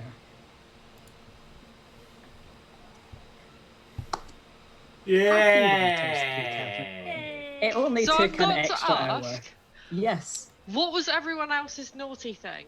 Because mine is the only one that came out. You'll never know. My fighter didn't bow to her tutor. Ooh. It's She's pretty rude, very to be lawful fair. good. That's why I wasn't a bad un. I'm not a bad Get un, Jade. it's just- Don't look at me, Jade. I'm looking at you. What? Come on. Come on. So Rose, although it's technically not Rose, but Rose is actually a mass murderer. Well, her ancestors are a mass murderer. So her ancestor was a mass murderer, got caught, got killed, and then the mass murdering still continued, and they never figured out how it was happening, and it's because the ancestor keeps Rage. That's sort of gross. taking over Rose and using Rose, and Rose wakes up and she's just like, what's happening? And she's just none the wiser. Mine is not even close to those three.